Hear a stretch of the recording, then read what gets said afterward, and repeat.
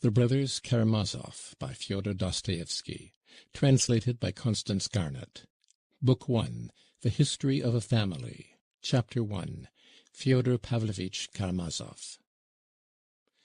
Alexey Fyodorovich Karamazov was the third son of Fyodor Pavlovich Karamazov, a landowner well known in our district in his own day, and still remembered among us, owing to his gloomy and tragic death, which happened 13 years ago, and which I shall describe in its proper place.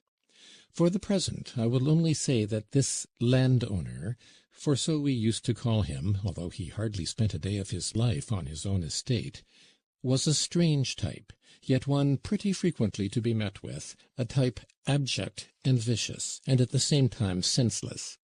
But he was one of those senseless persons who are very well capable of looking after their worldly affairs, and apparently after nothing else. Fyodor Pavlovitch, for instance, began with next to nothing. His estate was of the smallest. He ran to dine at other men's tables, and fastened on them as a toady. Yet at his death it appeared that he had 100,000 roubles in hard cash. At the same time, he was all his life one of the most senseless, fantastical fellows in the whole district. I repeat, it was not stupidity. The majority of these fantastical fellows are shrewd and intelligent enough, but just senselessness, and a peculiar national form of it. He was married twice, and had 3 sons, the eldest, Dmitri, by his first wife, and 2, Ivan and Alexey, by his second. Fyodor Pavlovitch's first wife, Adalida Ivanovna, belonged to a fairly rich and distinguished noble family, also landowners in our district, the Miusovs. How it came to pass that an heiress who was also a beauty, and moreover one of those vigorous, intelligent girls so common in this generation, but sometimes also to be found in the last, could have married such a worthless, puny weakling, as we all called him, I won't attempt to explain. I knew a young lady of the last romantic generation who, after some years of an enigmatic passion for a gentleman, whom she might quite easily have married at any moment, invented insuperable obstacles to their union, and ended by throwing herself one stormy night into a rather deep and rapid river from a high bank, almost a precipice, and so perished, entirely to satisfy her own caprice, and to be like Shakespeare's Ophelia. Indeed, if this precipice, a chosen and favourite spot of hers, had been less picturesque, if there had been a prosaic flat bank in its place, most likely the suicide would never have taken place. This is a fact, and probably there have been not a few similar instances in the last 2 or 3 generations.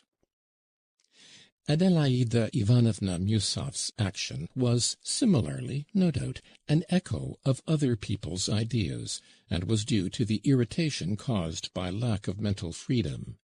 She wanted, perhaps, to show her feminine independence, to override class distinctions and the despotism of her family. And a pliable imagination persuaded her, we must suppose, for a brief moment, that Fyodor Pavlovitch, in spite of his parasitic position, was one of the bold and ironical spirits of that progressive epoch, though he was in fact an ill-natured buffoon, and nothing more. What gave the marriage piquancy was that it was preceded by an elopement, and this greatly captivated Adelaida Ivanovna's fancy. Fyodor Pavlovitch's position at the time made him specially eager for any such enterprise, for he was passionately anxious to make a career in one way or another. To attach himself to a good family and obtain a dowry was an alluring prospect.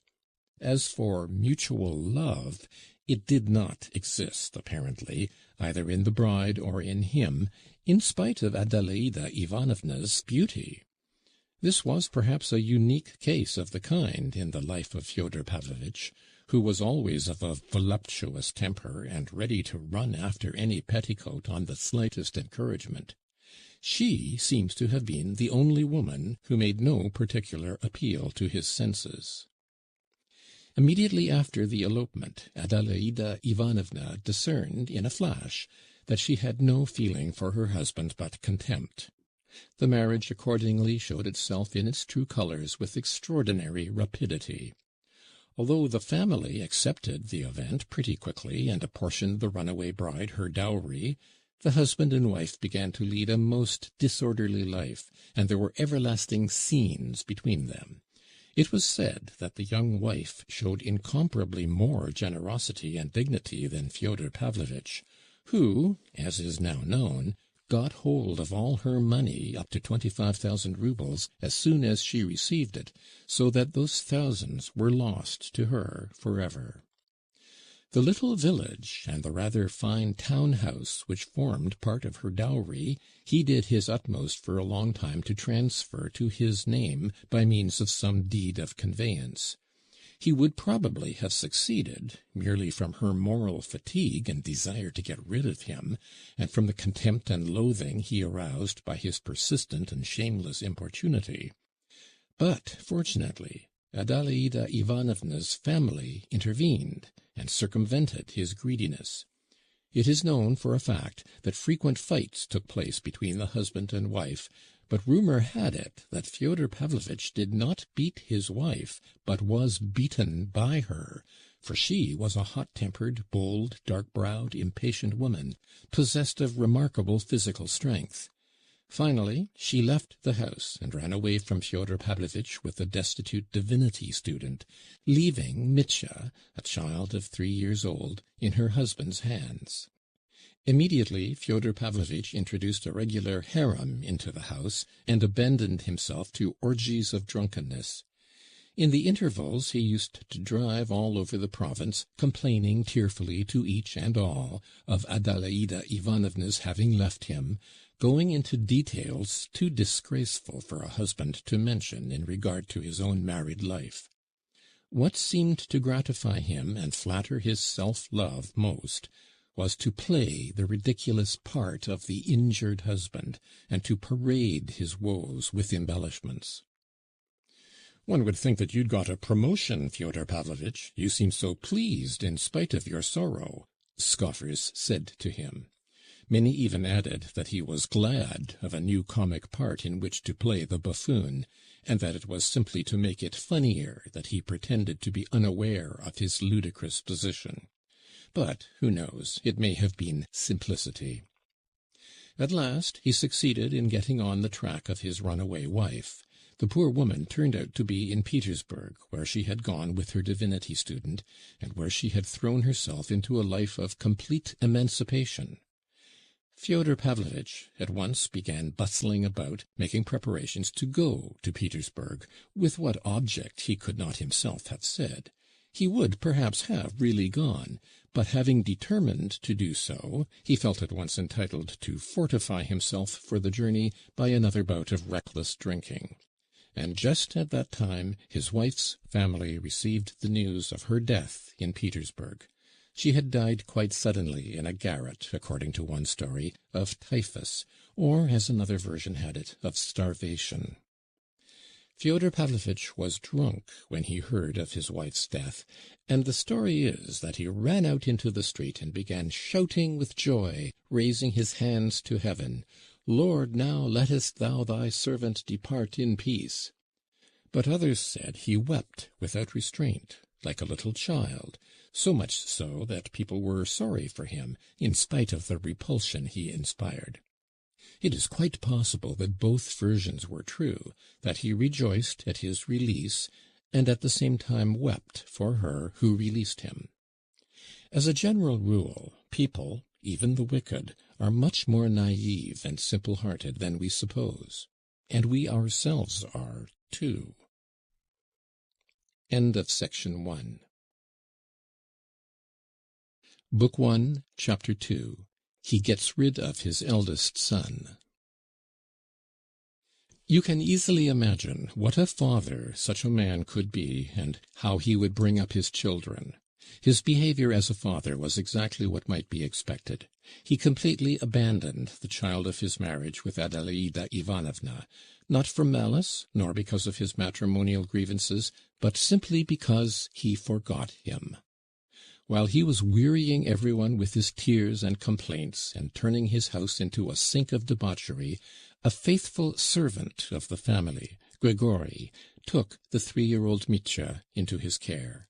If he hadn't looked after him, there would have been no one even to change the baby's little shirt. It happened, moreover, that the child's relations on his mother's side forgot him too, at first. His grandfather was no longer living. His widow, Mitya's grandmother, had moved to Moscow, and was seriously ill, while his daughters were married, so that Mitya remained for almost a whole year in old Grigory's charge, and lived with him in the servants' cottage. But if his father had remembered him, he could not indeed have been altogether unaware of his existence. He would have sent him back to the cottage, as the child would only have been in the way of his debaucheries. But a cousin of Mitya's mother, Pyotr Alexandrovitch Musov, happened to return from Paris. He lived for many years afterwards abroad, but was at that time quite a young man, and distinguished among the Musovs as a man of enlightened ideas and of European culture, who had been in the capitals and abroad. Towards the end of his life he became a liberal of the type common in the 40s and 50s.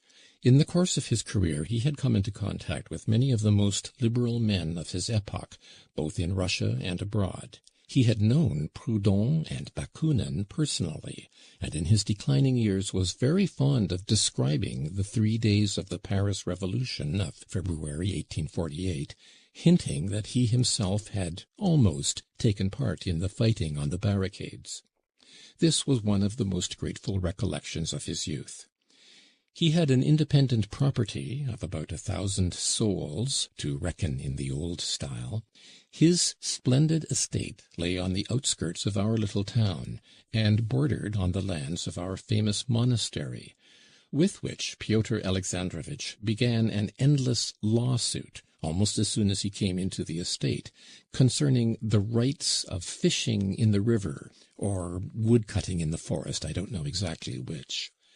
He regarded it as his duty as a citizen and a man of culture to open an attack upon the clericals.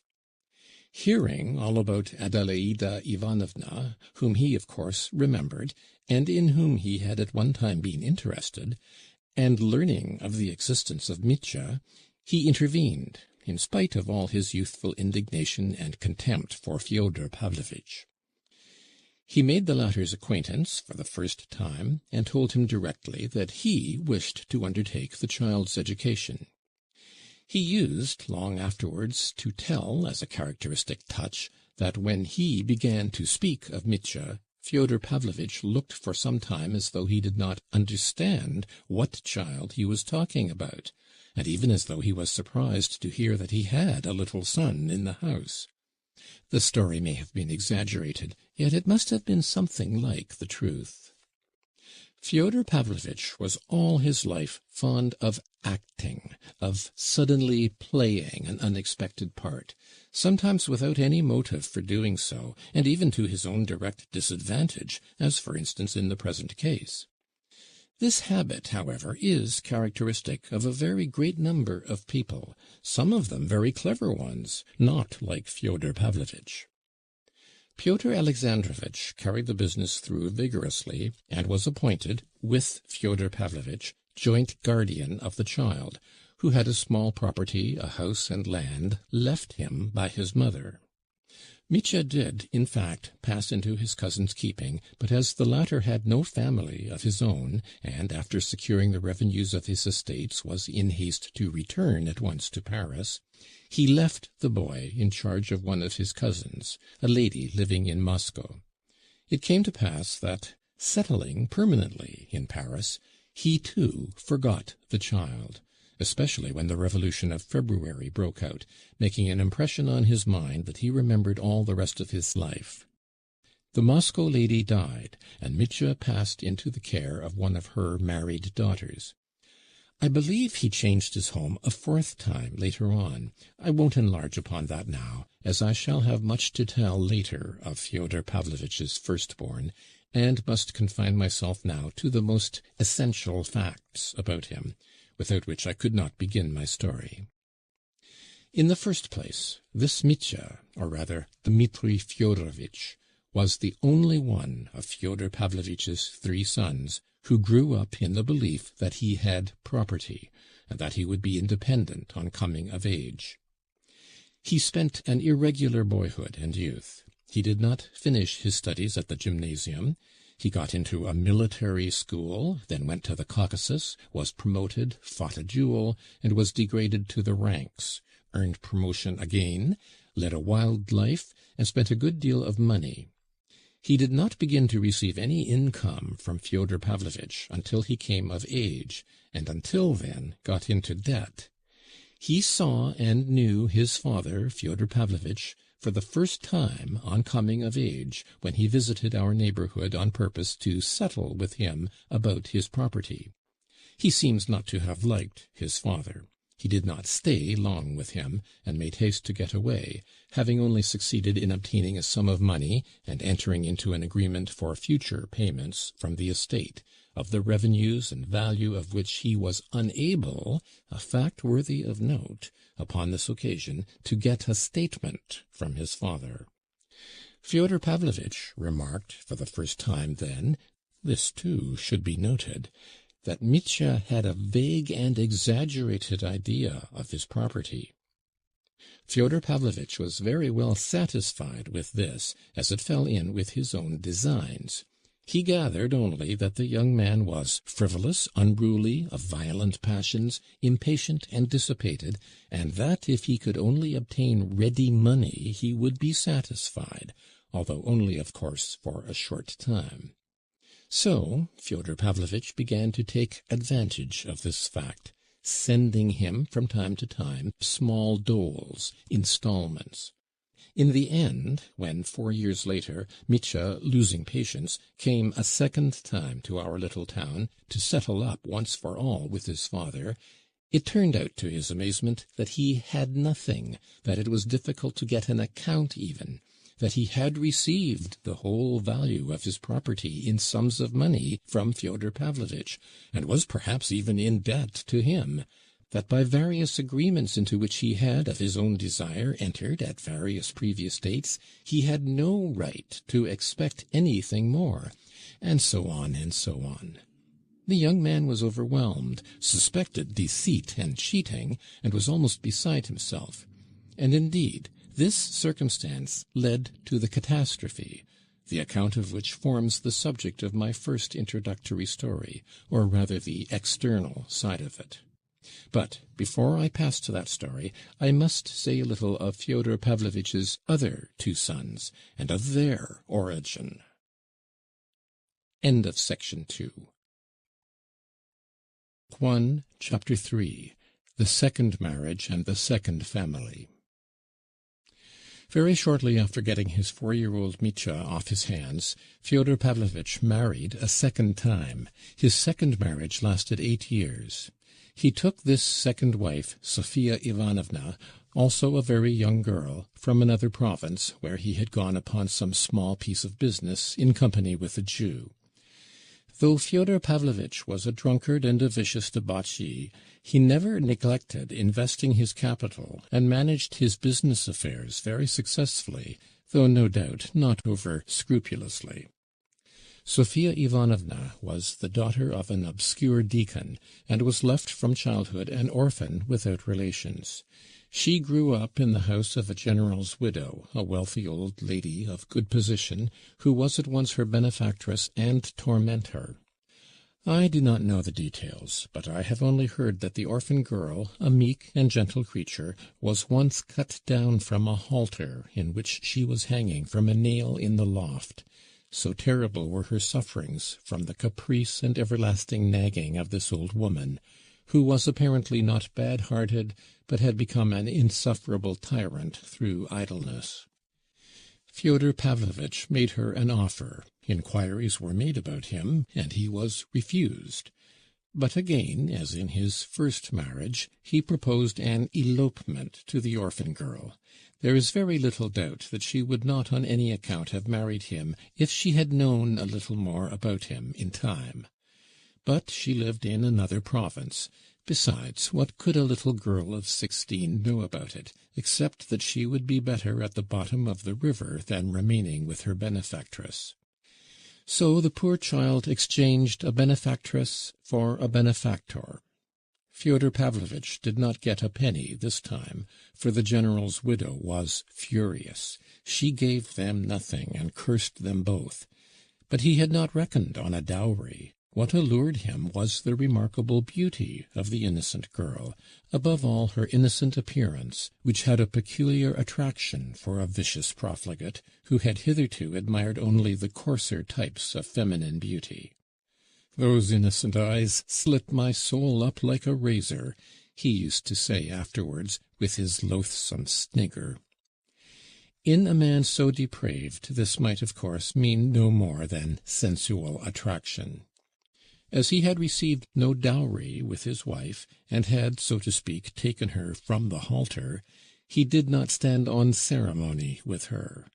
Making her feel that she had wronged him, he took advantage of her phenomenal meekness and submissiveness to trample on the elementary decencies of marriage.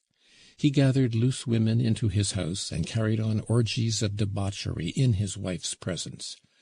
To show what a pass things had come to, I may mention that Grigori, the gloomy, stupid, obstinate, argumentative servant, who had always hated his first mistress, Adelaida Ivanovna, took the side of his new mistress. He championed her cause, abusing Fyodor Pavlovitch in a manner little befitting a servant, and on one occasion broke up the revels and drove all the disorderly women out of the house. In the end, this unhappy young woman, kept in terror from her childhood, fell into that kind of nervous disease which is most frequently found in peasant women who are said to be possessed by devils. At times, after terrible fits of hysterics, she even lost her reason. Yet she bore Fyodor Pavlovitch 2 sons, Ivan and Alexei, the eldest in the first year of marriage, and the second 3 years later.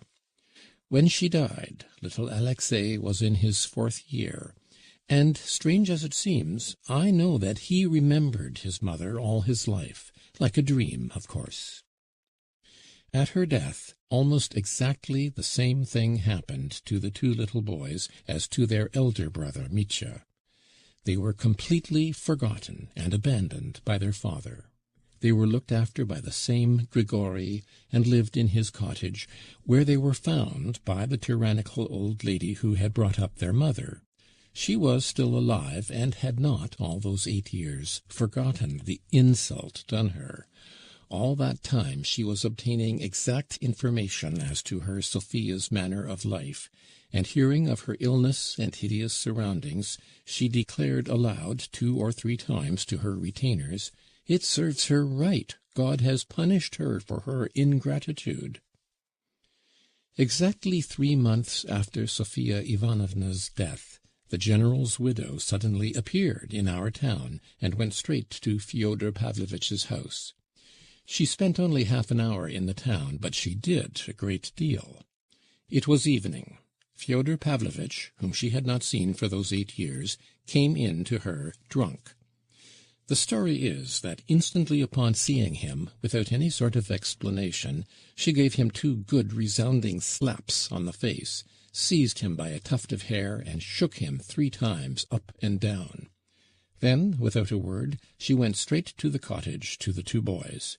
Seeing at the first glance that they were unwashed and in dirty linen, she promptly gave Grigori, too, a box on the ear, and, announcing that she would carry off both the children, she wrapped them, just as they were, in a rug, put them in the carriage, and drove off to her own town. Grigori accepted the blow like a devoted slave, without a word, and when he escorted the old lady to her carriage, he made her a low bow, and pronounced impressively that God would repay her for the orphans. "You are a blockhead, all the same," the old lady shouted to him as she drove away.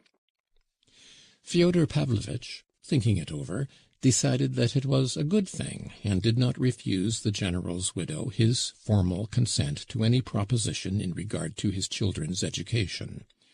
As for the slaps she had given him, He drove all over the town telling the story.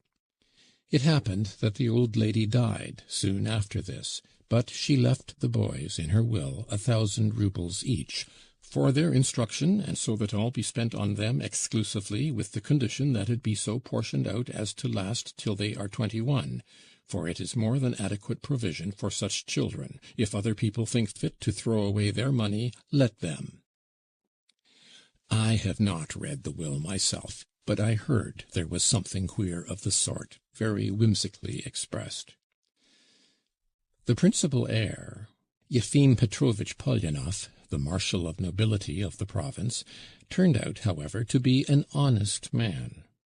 Writing to Fyodor Pavlovitch, and discerning at once that he could extract nothing from him for his children's education, though the latter never directly refused, but only procrastinated, as he always did in such cases, and was indeed at times effusively sentimental, Yefim Petrovitch took a personal interest in the orphans. He became especially fond of the younger, Alexei, who lived for a long while as one of his family. I beg the reader to note this from the beginning.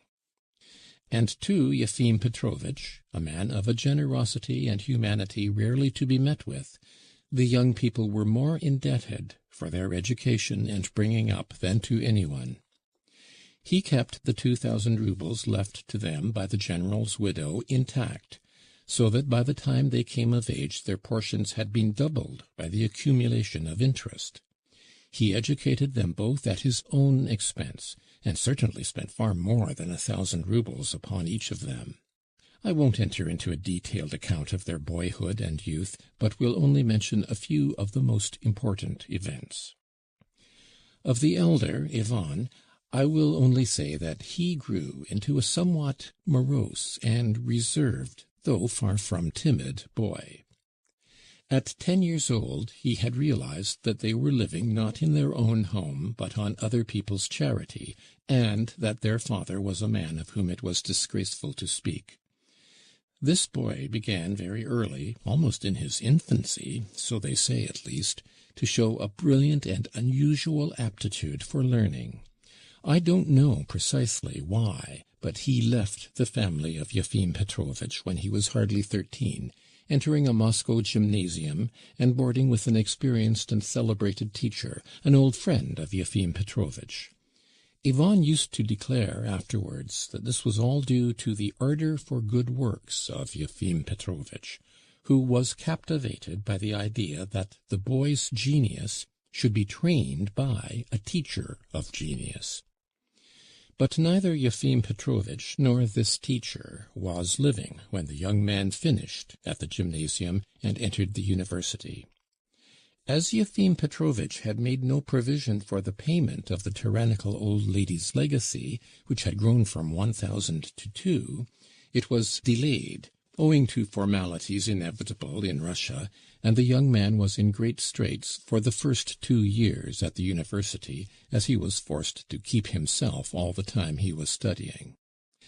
It must be noted that he did not even attempt to communicate with his father, perhaps from pride, from contempt for him, or perhaps from his cool common sense, which told him that from such a father he would get no real assistance.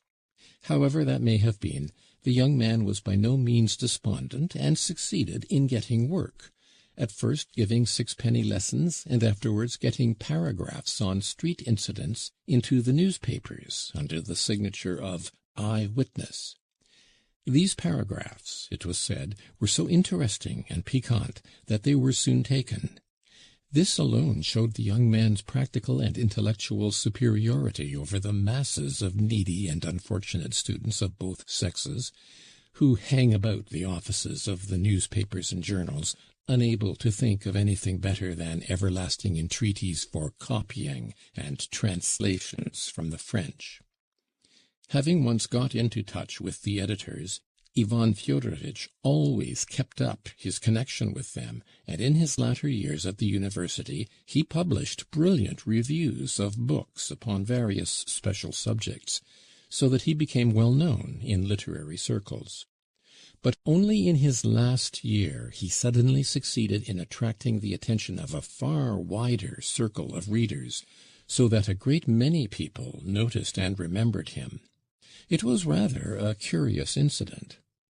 When he had just left the university and was preparing to go abroad upon his 2,000 rubles, Ivan Fyodorovitch published in one of the more important journals a strange article, which attracted general notice, on a subject of which he might have been supposed to know nothing, as he was a student of natural science.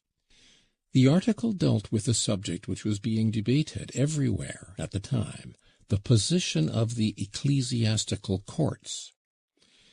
After discussing several opinions on the subject, he went on to explain his own view. What was most striking about the article was its tone and its unexpected conclusion.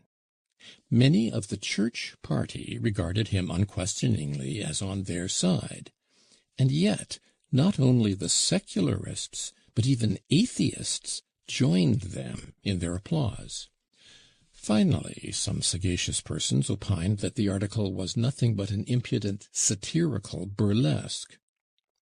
I mention this incident particularly because this article penetrated into the famous monastery in our neighborhood, where the inmates, being particularly interested in the question of the ecclesiastical courts, were completely bewildered by it.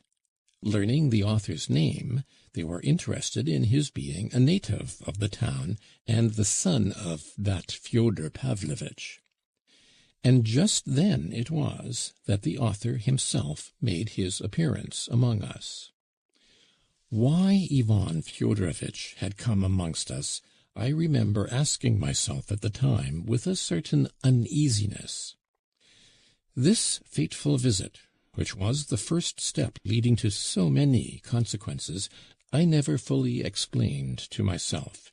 It seemed strange on the face of it that a young man so learned, so proud, and apparently so cautious, should suddenly visit such an infamous house, and a father who had ignored him all his life, hardly knew him, never thought of him, and would not under any circumstances have given him money, though he was always afraid that his sons Ivan and Alexei would also come to ask him for it. And here the young man was, staying in the house of such a father, had been living with him for 2 months, and they were on the best possible terms. This last fact was a special cause of wonder to many others as well as to me. Pyotr Alexandrovitch Musov, of whom we have spoken already, the cousin of Fyodor Pavlovitch's first wife, happened to be in the neighborhood again on a visit to his estate. He had come from Paris, which was his permanent home. I remember that he was more surprised than anyone when he made the acquaintance of the young man, who interested him extremely, and with whom he sometimes argued, and not without an inner pang compared himself in acquirements.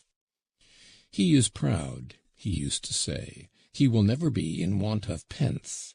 He has got money enough to go abroad now. What does he want here? Everyone can see that he hasn't come for money, for his father would never give him any. He has no taste for drink and dissipation, and yet his father can't do without him. They get on so well together." That was the truth. The young man had an unmistakable influence over his father, who positively appeared to be behaving more decently, and even seemed at times ready to obey his son, though often extremely and even spitefully perverse. It was only later that we learned that Ivan had come partly at the request of, and in the interests of, his elder brother Dmitri, whom he saw for the first time on this very visit, though he had, before leaving Moscow, been in correspondence with him about an important matter of more concern to Dmitri than himself. What that business was, the reader will learn fully in due time. Yet even when I did know of this special circumstance, I still felt Ivan Fyodorovitch to be an enigmatic figure, and thought his visit rather mysterious. I may add that Ivan appeared at the time in the light of a mediator between his father and his elder brother Dmitri, who was in open quarrel with his father, and even planning to bring an action against him. The family, I repeat, was now united for the first time, and some of its members met for the first time in their lives. The younger brother, Alexei, had been a year already among us, having been the first of the three to arrive. It is of that brother, Alexei, I find it most difficult to speak in this introduction. Yet I must give some preliminary account of him, if only to explain one queer fact, which is that I have to introduce my hero to the reader wearing the cassock of a novice. Yes, he had been for the last year in our monastery, and seemed willing to be cloistered there for the rest of his life. End of section 3. Book 1, Chapter 4. The third son, Alyosha. He was only 20. His brother Ivan was in his 24th year at the time, while their elder brother Dmitri was 27. First of all, I must explain that this young man, Alyosha, was not a fanatic, and, in my opinion at least, was not even a mystic. I may as well give my full opinion from the beginning. He was simply an early lover of humanity, and that he adopted the monastic life was simply because at that time it struck him, so to say, as the ideal escape for his soul, struggling from the darkness of worldly wickedness to the light of love. And the reason this life struck him in this way was that he found in it, at that time, as he thought, an extraordinary being, our celebrated elder, Zosima, to whom he became attached with all the warm first love of his ardent heart. But I do not dispute that he was very strange even at that time, and had been so, indeed, from his cradle. I have mentioned already, by the way, that, though he lost his mother in his 4th year, he remembered her all his life, her face, her caresses, as though she stood living before me. Such memories may persist, as everyone knows, from an even earlier age, even from 2 years old, but scarcely standing out through a whole lifetime, like spots of light out of darkness, like a corner torn out of a huge picture, which has all faded and disappeared except that fragment. That is how it was with him. He remembered one still summer evening, an open window, the slanting rays of the setting sun, that he recalled most vividly of all. In a corner of the room the holy image, before it a lighted lamp, and on her knees before the image his mother, sobbing hysterically with cries and moans, snatching him up in both arms, squeezing him close till it hurt, and praying for him to the Mother of God, holding him out in both arms to the image as though to put him under the mother's protection. And suddenly a nurse runs in and snatches him from her in terror. That was the picture. And Alyosha remembered his mother's face at that minute. He used to say that it was frenzied but beautiful, as he remembered. But he rarely cared to speak of this memory to anyone. In his childhood and youth he was by no means expansive, and talked little indeed, but not from shyness or a sullen unsociability. Quite the contrary, from something different, from a sort of inner preoccupation entirely personal and unconcerned with other people, but so important to him that he seemed, as it were, to forget others on account of it. But he was fond of people. He seemed throughout his life to put implicit trust in people, yet no one ever looked on him as a simpleton or naive person. There was something about him which made one feel at once, and it was so all his life afterwards, that he did not care to be a judge of others, that he would never take it upon himself to criticize, and would never condemn anyone for anything. He seemed, indeed, to accept everything without the least condemnation, though often grieving bitterly. And this was so much so that no one could surprise or frighten him, even in his earliest youth.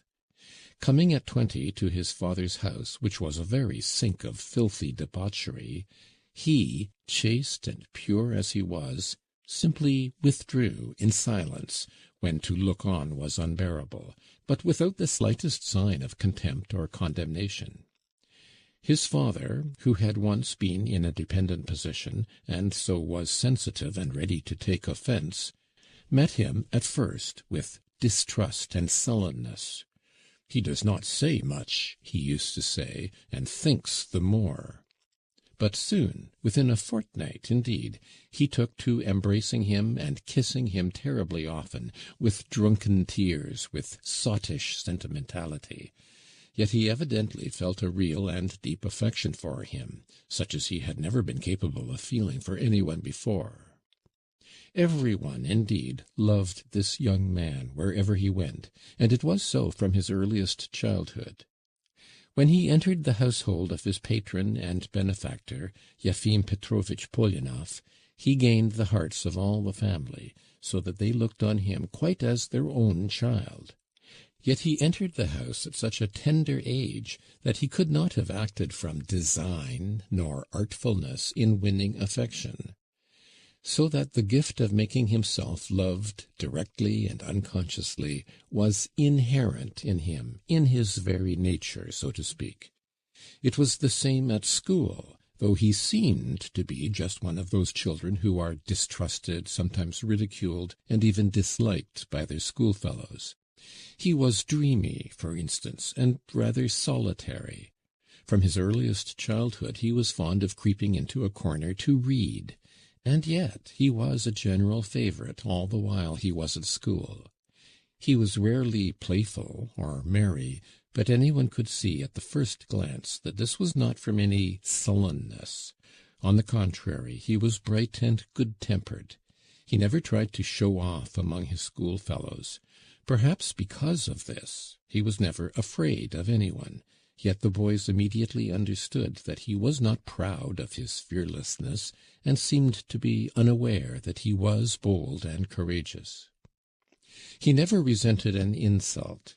It would happen that an hour after the offence he would address the offender or answer some question with as trustful and candid an expression as though nothing had happened between them.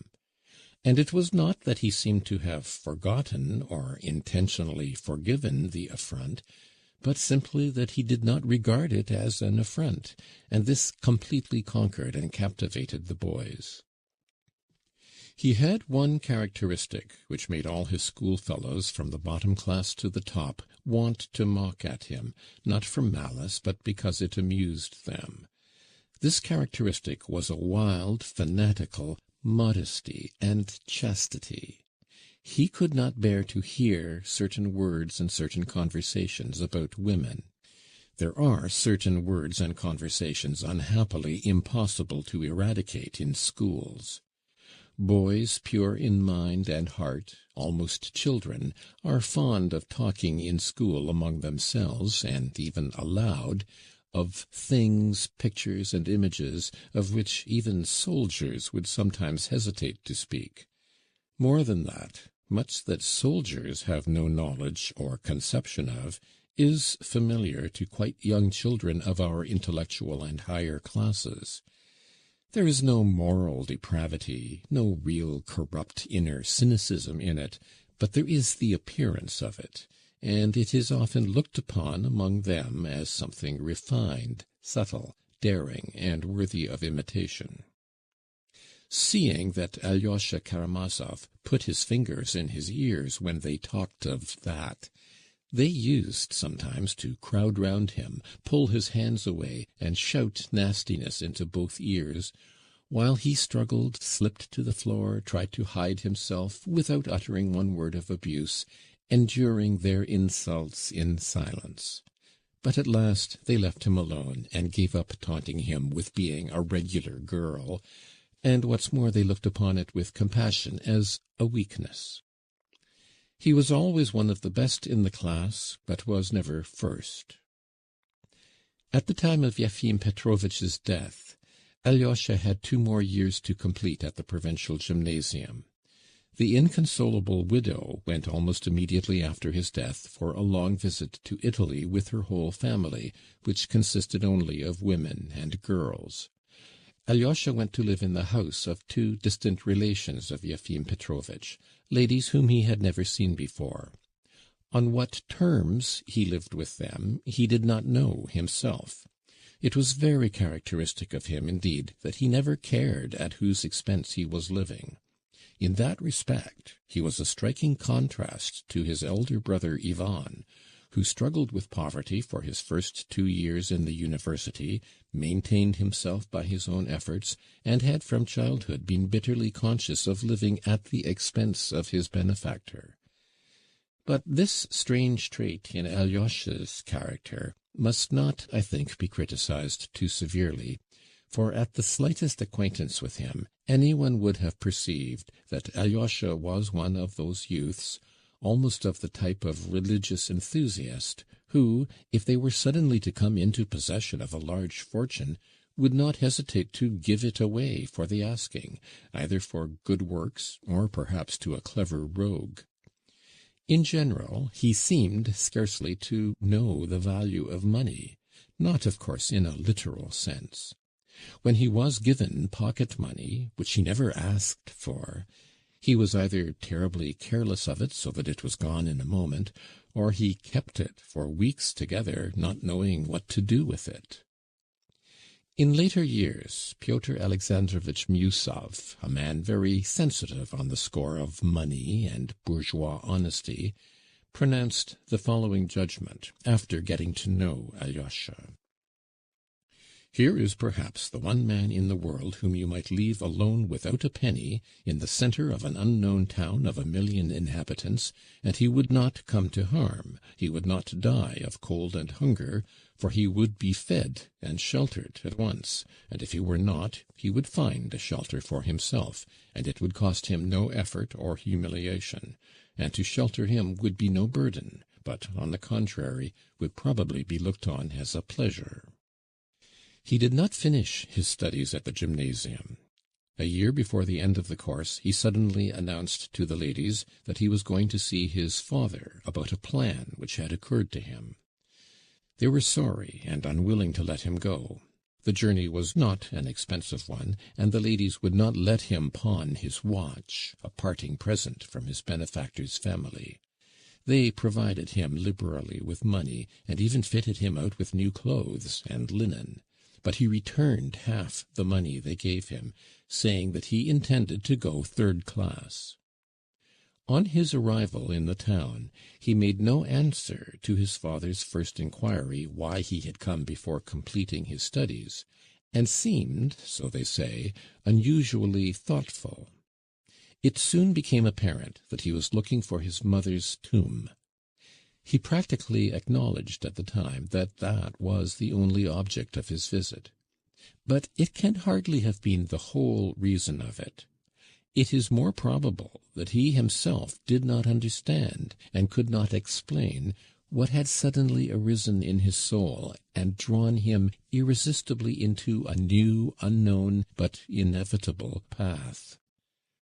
Fyodor Pavlovitch could not show him where his second wife was buried, for he had never visited her grave since he had thrown earth upon her coffin, and in the course of years had entirely forgotten where she was buried. Fyodor Pavlovitch, by the way, had for some time previously not been living in our town. 3 or 4 years after his wife's death, he had gone to the south of Russia, and finally turned up in Odessa, where he spent several years. He made the acquaintance, at first, in his own words, of a lot of low Jews, Jewesses, and Jewkins, and ended by being received by Jews high and low alike. It may be presumed that at this period he developed a peculiar faculty for making and hoarding money. He finally returned to our town only 3 years before Alyosha's arrival. His former acquaintances found him looking terribly aged, although he was by no means an old man. He behaved not exactly with more dignity, but with more effrontery. The former buffoon showed an insolent propensity for making buffoons of others. His depravity with women was not simply what it used to be, but even more revolting. In a short time he opened a great number of new taverns in the district. It was evident that he had perhaps 100,000 roubles, or not much less. Many of the inhabitants of the town and district were soon in his debt, and of course had given good security. Of late, too, he looked somehow bloated, and seemed more irresponsible, more uneven, had sunk into a sort of incoherence, used to begin one thing and go on with another, as though he were letting himself go altogether. He was more and more frequently drunk. And if it had not been for the same servant, Grigory, who by that time had aged considerably too, and used to look after him sometimes almost like a tutor, Fyodor Pavlovitch might have gotten into terrible scrapes. Alyosha's arrival seemed to affect even his moral side, as though something had awakened in this prematurely old man which had long been dead in his soul. "Do you know," he used often to say, looking at Alyosha, "that you are like her, the crazy woman?" That was what he used to call his dead wife, Alyosha's mother. Grigory it was who pointed out the crazy woman's grave to Alyosha. He took him to our town cemetery and showed him, in a remote corner, a cast-iron tombstone, cheap but decently kept, on which were inscribed the name and age of the deceased and the date of her death, and below a 4-lined verse, such as are commonly used on old-fashioned middle-class tombs. To Alyosha's amazement, this tomb turned out to be Grigory's doing. He had put it up on the poor crazy woman's grave at his own expense, after Fyodor Pavlovitch, whom he had often pestered about the grave, had gone to Odessa, abandoning the grave and all his memories. Alyosha showed no particular emotion at the sight of his mother's grave. He only listened to Grigory's minute and solemn account of the erection of the tomb. He stood with bowed head and walked away without uttering a word. It was perhaps a year before he visited the cemetery again. But this little episode was not without an influence upon Fyodor Pavlovitch, and a very original one. He suddenly took 1,000 roubles to our monastery to pay for requiems for the soul of his wife, but not for the second, Alyosha's mother, the crazy woman, but for the first, Adelaida Ivanovna, who used to thrash him. In the evening of the same day he got drunk and abused the monks to Alyosha. He himself was far from being religious. He had probably never put a penny candle before the image of a saint. Strange impulses of sudden feeling and sudden thought are common in such types. I have mentioned already that he looked bloated. His countenance at this time bore traces of something that testified unmistakably to the life he had led. Besides the long, fleshy bags under his little, always insolent, suspicious, and ironical eyes, besides the multitude of deep wrinkles in his little fat face, the Adam's apple hung below his sharp chin like a great fleshy goiter, which gave him a peculiar, repulsive, sensual appearance. Add to that a long, rapacious mouth with full lips, between which could be seen little stumps of black, decayed teeth. He slobbered every time he began to speak. He was fond indeed of making fun of his own face, though I believe he was well satisfied with it. He used particularly to point to his nose, which was not very large, but very delicate and conspicuously aquiline. "A regular Roman nose," he used to say. "With my goiter I've quite the countenance of an ancient Roman patrician of the decadent period." He seemed proud of it. Not long after visiting his mother's grave, Alyosha suddenly announced that he wanted to enter the monastery, and that the monks were willing to receive him as a novice. He explained that this was his strong desire, and that he was solemnly asking his consent as his father. The old man knew that the elder Zossima, who was living in the monastery hermitage, had made a special impression upon his gentle boy. "That is the most honest monk among them, of course," he observed, after listening in thoughtful silence to Alyosha, and seeming scarcely surprised at his request. So that's where you want to be, my gentle boy." He was half drunk, and suddenly he grinned his slow, half-drunken grin, which was not without a certain cunning and tipsy slyness. "I had a presentiment that you would end in something like this, would you believe it? You were making straight for it. Well, to be sure, you have your own 2,000, that's a dowry for you, and I'll never desert you, my angel, and I'll pay what's wanted for you there if they ask for it. But, of course, if they don't ask, why should we worry them? What do you say? You know, you spend money like a canary, 2 grains a week. Do you know that near one monastery there's a place outside the town where every baby knows there are none but the monks' wives living, as they are called? 30 women, I believe. I have been there myself. You know, it's interesting in its own way, of course, as a variety. The worst of it is it's awfully Russian. There are no French women there. Of course, they could get them fast enough. They have plenty of money. If they get to hear of it, they'll come along. Well, there's nothing of that sort here. No monks' wives. And 200 monks. They're honest. They keep the fasts. I admit it. So, you want to be a monk. And do you know, I'm sorry to lose you, Alyosha. Would you believe it? I've really grown fond of you. Well, it's a good opportunity. You'll pray for us sinners. We have sinned too much here. I've always been thinking who would pray for me, and whether there's anyone in the world to do it. My dear boy, I'm awfully stupid about that. You wouldn't believe it. Awfully. You see, however stupid I am about it, I keep thinking, from time to time, of course, not all the while. It's impossible, I think, for the devils to forget to drag me down to hell with their hooks when I die. Then I wonder, hooks? Where would they get them? What of? Iron hooks? Where do they forge them? Have they a foundry there of some sort? The monks in the monastery probably believe that there's a ceiling in hell, for instance. Now, I'm ready to believe in hell, but without a ceiling. It makes it more refined, more enlightened, more Lutheran, that is. And after all, what does it matter whether it has a ceiling or hasn't? But do you know, there's a damnable question involved in it. If there's no ceiling, there can be no hooks. And if there are no hooks, it all breaks down, which is unlikely again, for then there would be none to drag me down to hell. And if they don't drag me down, what justice is there in the world? Il faudrait les inventer, those hooks, on purpose for me alone. For if you only knew, Alyosha, what a blackguard I am.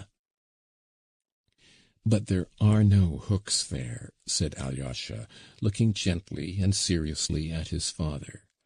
Yes, only the shadows of hooks. I know.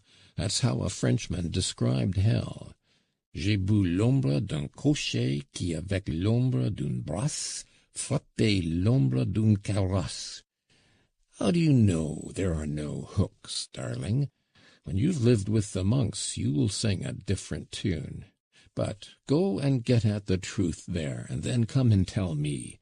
Anyway, it's easier going to the other world if one knows what there is there. Besides, it will be more seemly for you with the monks than here with me, with a drunken old man and young harlots. Though you're like an angel, nothing touches you, and I dare say nothing will touch you there. That's why I let you go, because I hope for that. You've got all your wits about you. You will burn and you will burn out. You will be healed and come back again. And I will wait for you. I feel that you're the only creature in the world who has not condemned me. My dear boy, I feel it, you know. I can't help feeling it. And he even began blubbering. He was sentimental. He was wicked and sentimental. End of section 4. Book 1, Chapter 5. Elders. Some of my readers may imagine that my young man was a sickly, ecstatic, poorly developed creature, a pale, consumptive dreamer. On the contrary, Alyosha was at this time a well-grown, red-cheeked, clear-eyed lad of 19, radiant with health. He was very handsome, too, graceful, moderately tall, with hair of a dark brown, with a regular, rather long, oval-shaped face, and wide-set, dark grey, shining eyes. He was very thoughtful, and apparently very serene. I shall be told, perhaps, that red cheeks are not incompatible with fanaticism and mysticism, but I fancy that Alyosha was more of a realist than anyone. Oh, no doubt, in the monastery he fully believed in miracles, but to my thinking miracles are never a stumbling block to the realist. It is not miracles that dispose realists to belief. The genuine realist, if he is an unbeliever, will always find strength and ability to disbelieve in the miraculous, and if he is confronted with a miracle as an irrefutable fact, he would rather disbelieve his own senses than admit the fact. Even if he admits it as a fact of nature, till then unrecognized by him. Faith does not, in the realist, spring from the miracle, but the miracle from faith. If the realist once believes, then he is bound by his very realism to admit the miraculous also. The Apostle Thomas said that he would not believe till he saw, but when he did see, he said, "My Lord and my God." Was it the miracle forced him to believe? Most likely not. But he believed solely because he desired to believe, and possibly he fully believed in his secret heart, even when he said, "I do not believe till I see." I shall be told, perhaps, that Alyosha was stupid, undeveloped, had not finished his studies, and so on. That he did not finish his studies is true, but to say that he was stupid or dull would be a great injustice. I'll simply repeat what I have said above.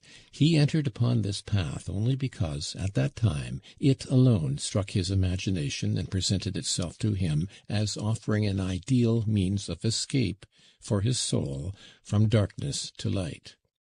Add to that he was to some extent a youth of our last epoch, that is, honest in nature, desiring the truth, seeking for it and believing in it, and seeking to serve it at once with all the strength of his soul, seeking for immediate action, and ready to sacrifice everything, life itself, for it. Though these young men unhappily fail to understand that the sacrifice of life is, in many cases, the easiest of all sacrifices, and that to sacrifice, for instance, 5 or 6 years of their seething youth to hard and tedious study, if only to multiply tenfold their powers of serving the truth and the cause they have set before them as their goal, such a sacrifice is utterly beyond the strength of many of them. The path Alyosha chose was a path going in the opposite direction, but he chose it with the same thirst for swift achievement. As soon as he reflected seriously, he was convinced of the existence of God and immortality, and at once he instinctively said to himself, "I want to live for immortality, and I will accept no compromise." In the same way, if he had decided that God and immortality did not exist, he would at once have become an atheist and a socialist.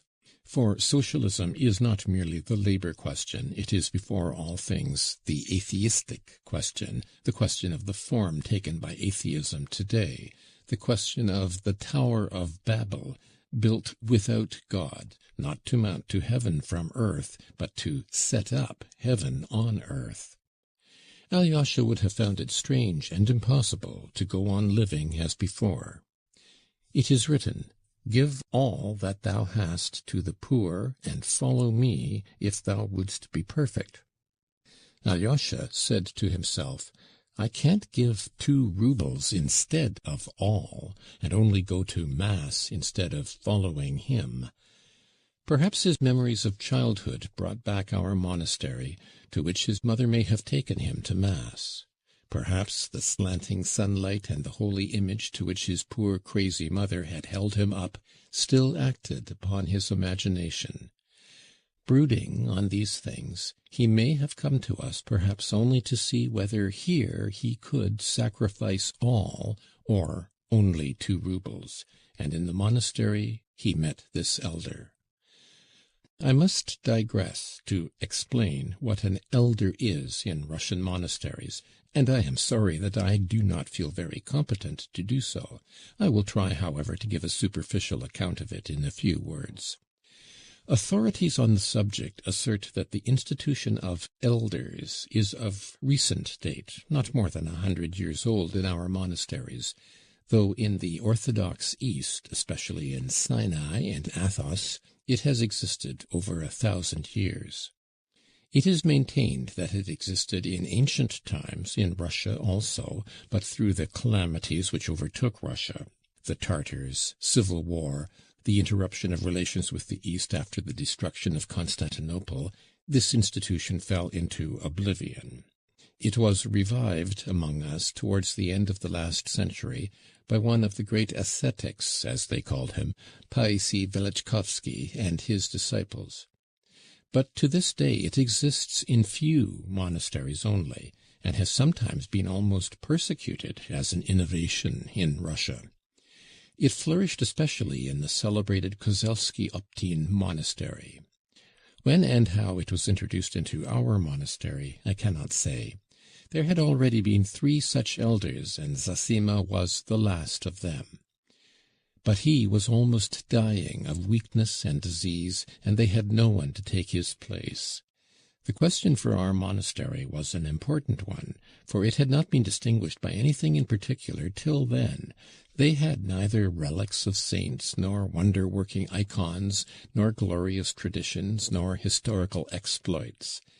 It had flourished and been glorious all over Russia through its elders, to see and hear whom pilgrims had flocked for thousands of miles from all parts.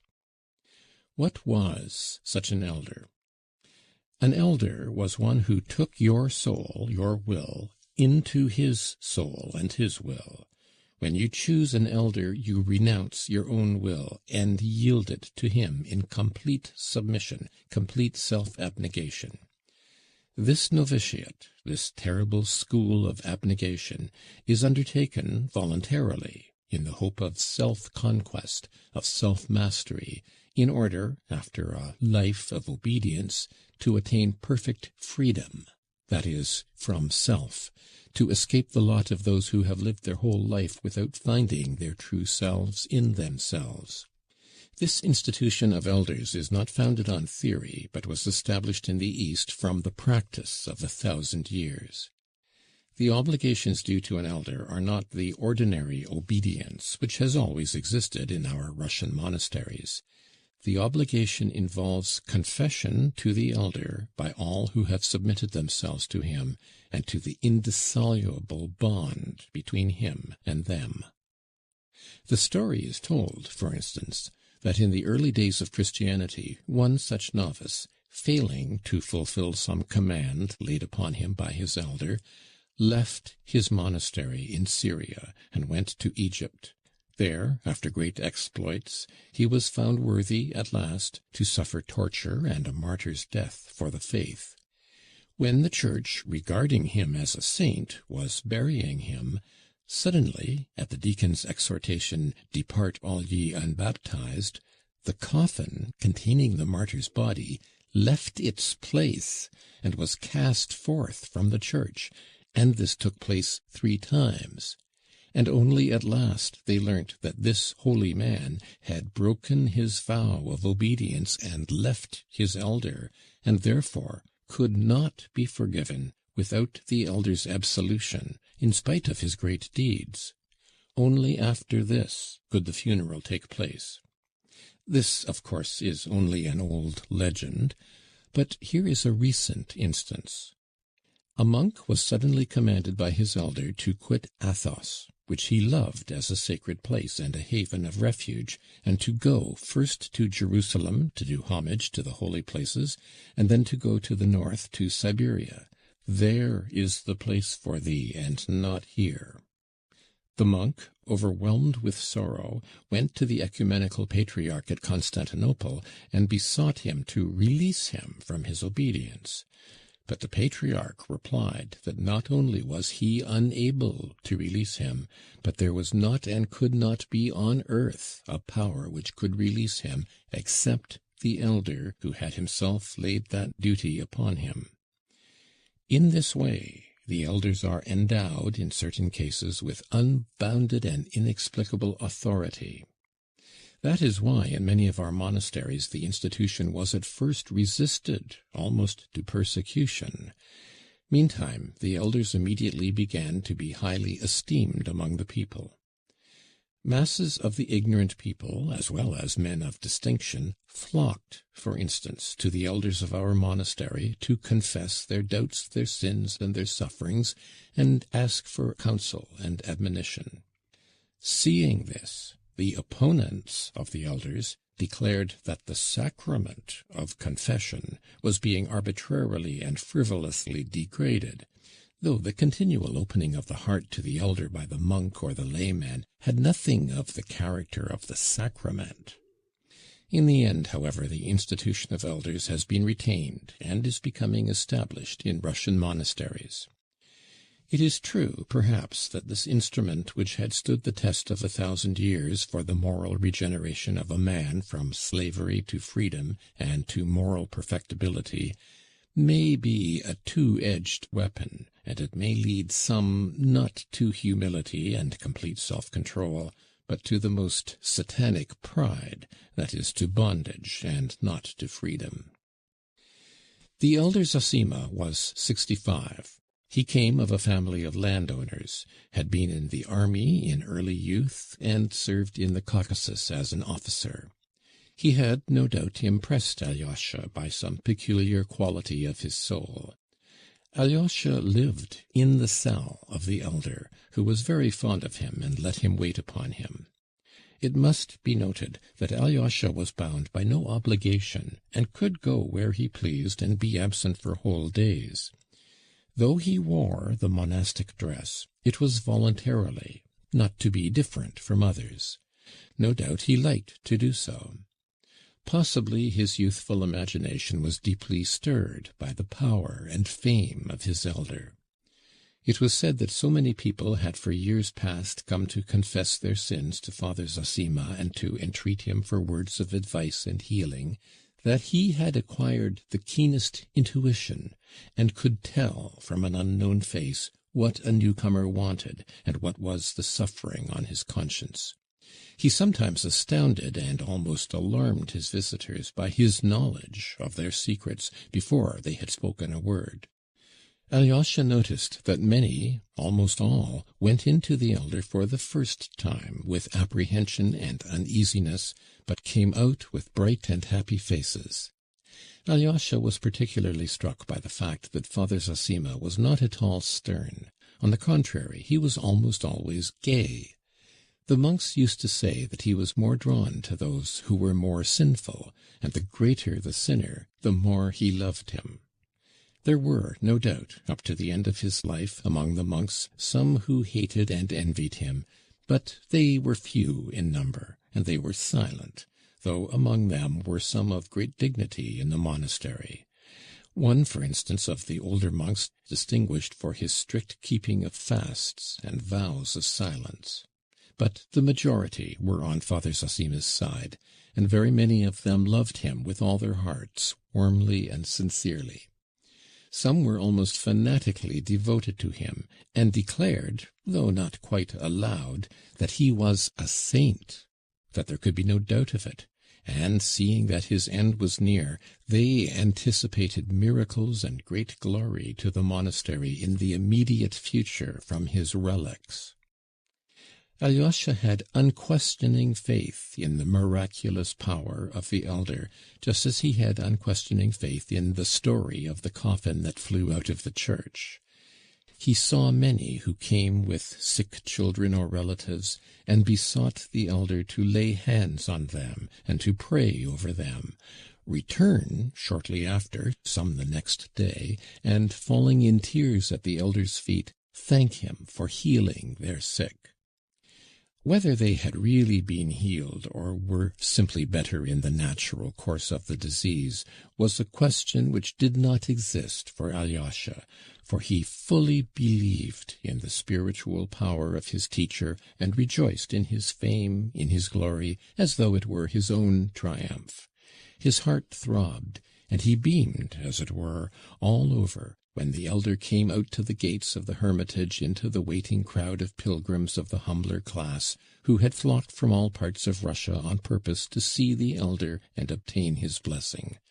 They fell down before him, wept, kissed his feet, kissed the earth on which he stood, and wailed, while the women held up their children to him and brought him the sick possessed with devils. The elder spoke to them, read a brief prayer over them, blessed them, and dismissed them. Of late he had become so weak through attacks of illness that he was sometimes unable to leave his cell, and the pilgrims waited for him to come out for several days. Alyosha did not wonder why they loved him so, why they fell down before him and wept with emotion merely at seeing his face. Oh, he understood that for the humble soul of the Russian peasant, worn out by grief and toil, and still more by the everlasting injustice and everlasting sin, his own and the world's, it was the greatest need and comfort to find some one or something holy to fall down before and worship. Among us there is sin, injustice, and temptation, but yet somewhere on earth there is someone holy and exalted. He has the truth, he knows the truth, so it is not dead upon the earth, so it will come one day to us too, and rule over all the earth according to the promise. Alyosha knew that this was just how the people felt and even reasoned. He understood it, but that the elder Zosima was this saint and custodian of God's truth, of that he had no more doubt than the weeping peasants and the sick women who held out their children to the elder. The conviction that after his death the elder would bring extraordinary glory to the monastery was even stronger in Alyosha than in anyone there, and of late a kind of deep flame of inner ecstasy burnt more and more strongly in his heart. He was not at all troubled at this elder's standing as a solitary example before him. No matter, he is holy. He carries in his heart the secret of renewal for all, that power which will, at last, establish truth on the earth, and all men will be holy and love one another, and there will be no more rich nor poor, no exalted nor humbled, but all will be as the children of God, and the true kingdom of Christ will come. That was the dream in Alyosha's heart.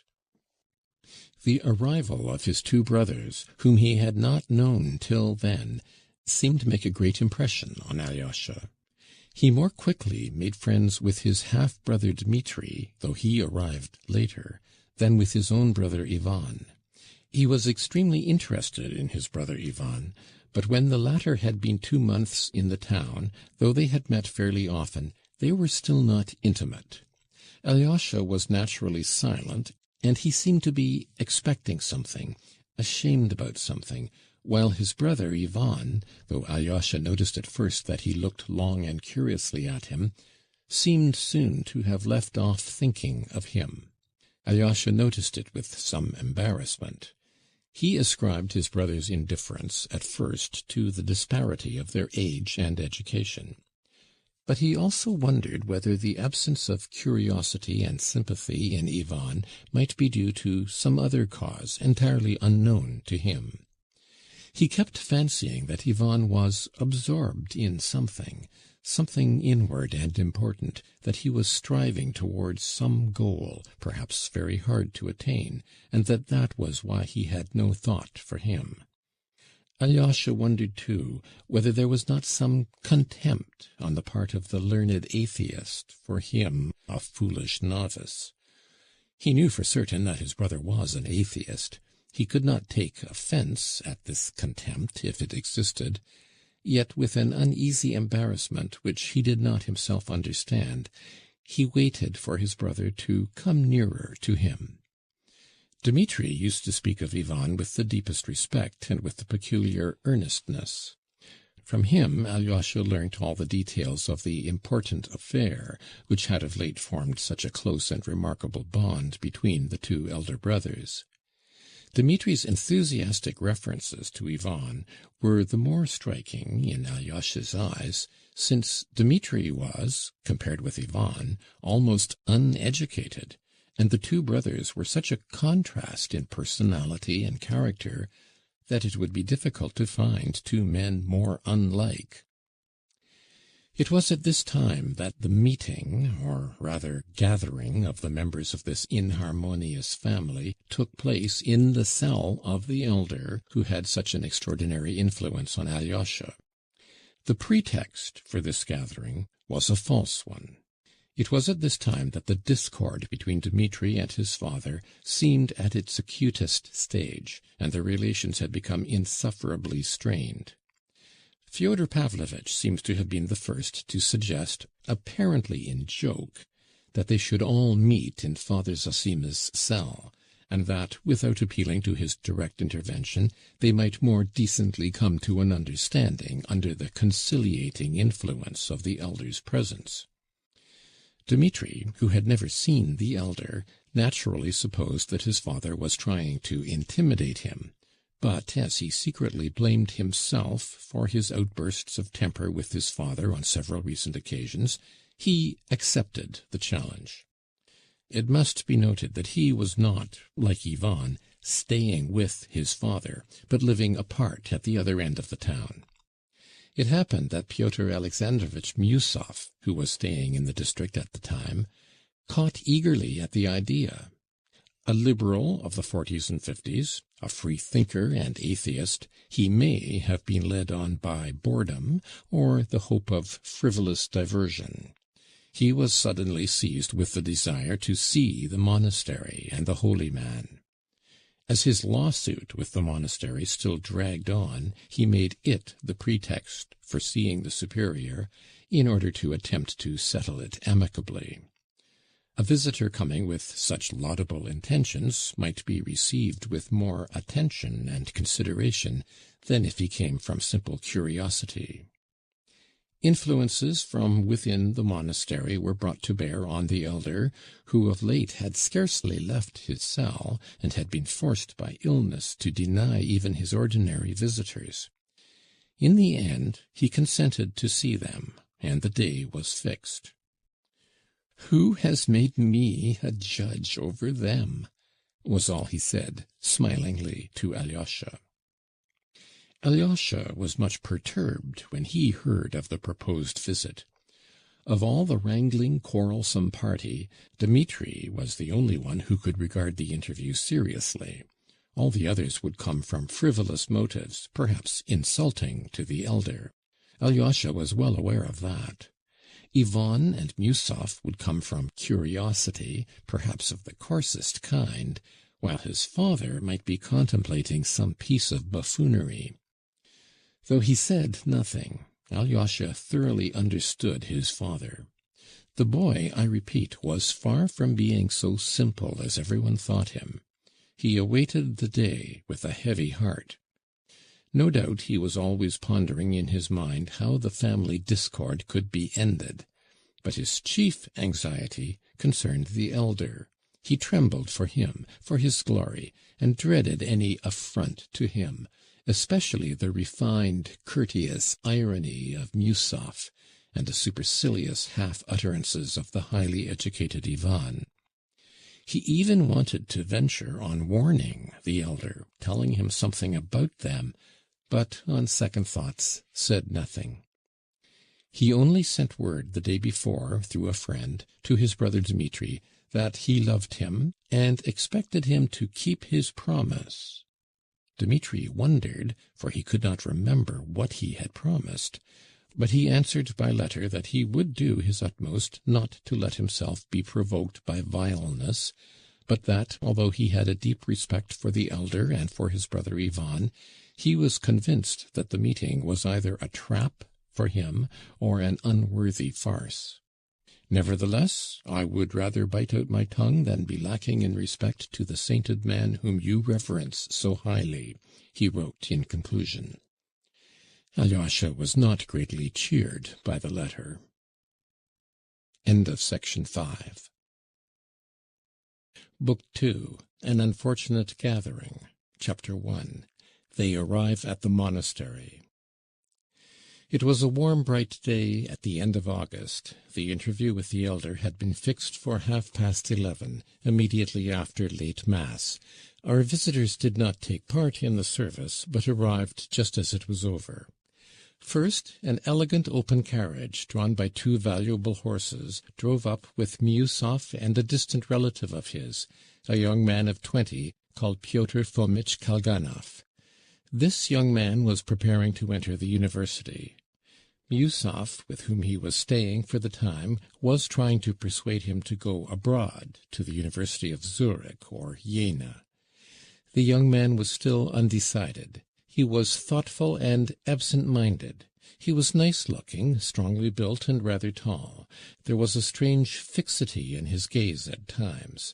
Like all very absent-minded people, he would sometimes stare at a person without seeing him. He was silent and rather awkward, but sometimes, when he was alone with anyone, he became talkative and effusive, and would laugh at anything or nothing. But his animation vanished as quickly as it appeared. He was always well and even elaborately dressed. He had already some independent fortune and expectations of much more.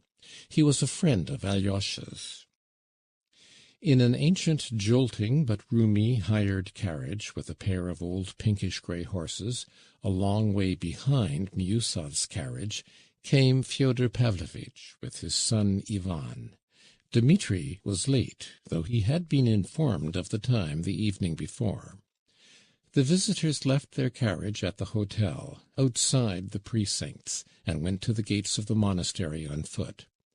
Except Fyodor Pavlovitch, none of the party had ever seen the monastery, and Miusov had probably not even been to church for 30 years. He looked about him with curiosity, together with assumed ease. But except the church and the domestic buildings, though these 2 were ordinary enough, he found nothing of interest in the interior of the monastery.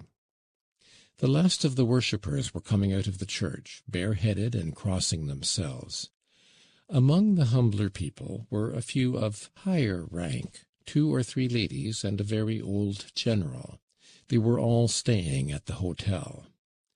Our visitors were at once surrounded by beggars, but none of them gave them anything, except young Kalganov, who took a 10-kopeck piece out of his purse and, nervous and embarrassed, God knows why, hurriedly gave it to an old woman, saying, "Divide it equally." None of his companions made any remark upon it, so that he had no reason to be embarrassed, but, perceiving this, he was even more overcome. It was strange that their arrival did not seem expected, and that they were not received with special honor, though one of them had recently made a donation of 1,000 rubles, while another was a very wealthy and highly cultured landowner, upon whom all in the monastery were in a sense dependent, as a decision of the lawsuit might at any moment put their fishing rights in his hands. Yet no official personage met them.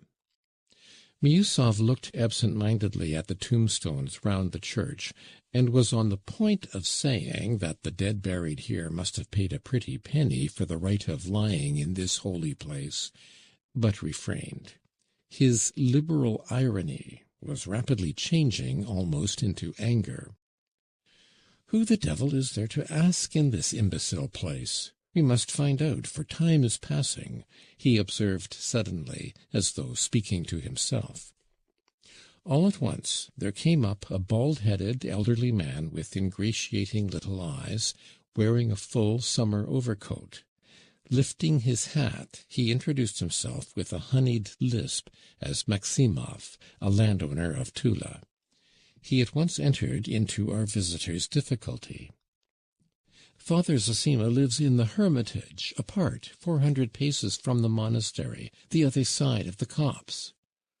"I know it's the other side of the copse," observed Fyodor Pavlovitch, "but we don't remember the way. It's a long time since we've been here." "This way, by this gate, and straight across the copse. The copse.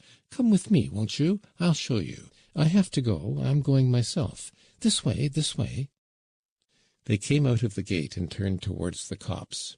Maximov, a man of 60, ran rather than walked, turning sideways to stare at them all, with an incredible degree of nervous curiosity. His eyes looked starting out of his head. "You see, we have come to the elder upon business of our own," observed Miusov severely.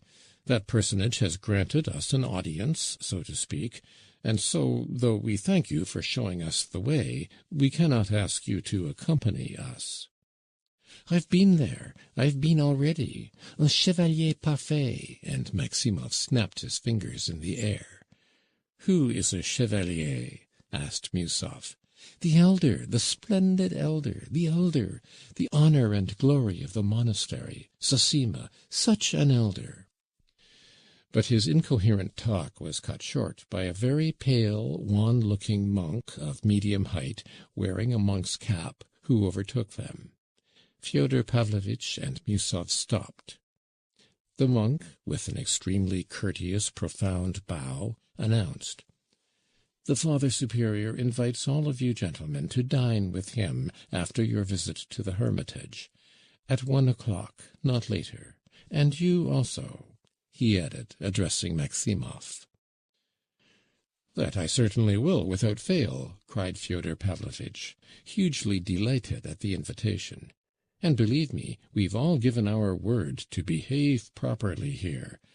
And you, Pyotr Alexandrovitch, will you go too?" "Yes, of course. What have I come for but to study all the customs here? The only obstacle to me is your company." "Yes, Dmitri Fyodorovitch is non-existent as yet." "It would be a capital thing if he didn't turn up. Do you suppose I like all this business, and in your company too? So we will come to dinner. Thank the Father Superior," he said to the monk. "No, it is my duty now to conduct you to the elder," answered the monk. "If so, I'll go straight to the Father Superior, babbled Maximov. "The Father Superior is engaged just now, but as you please." The monk hesitated. "Impertinent old man," Miusov observed aloud, while Maximov ran back to the monastery. "He's like Fanson," Fyodor Pavlovitch said suddenly. "Is that all you can think of? In what way is he like Fanson? Have you ever seen Fanson?" "I've seen his portrait. It's not the features, but something indefinable. He's a second Fanson. I can always tell from the physiognomy." "Ah, I dare say you are a connoisseur in that. But look here, Fyodor Pavlovitch, you said just now that we had given our word to behave properly. Remember it.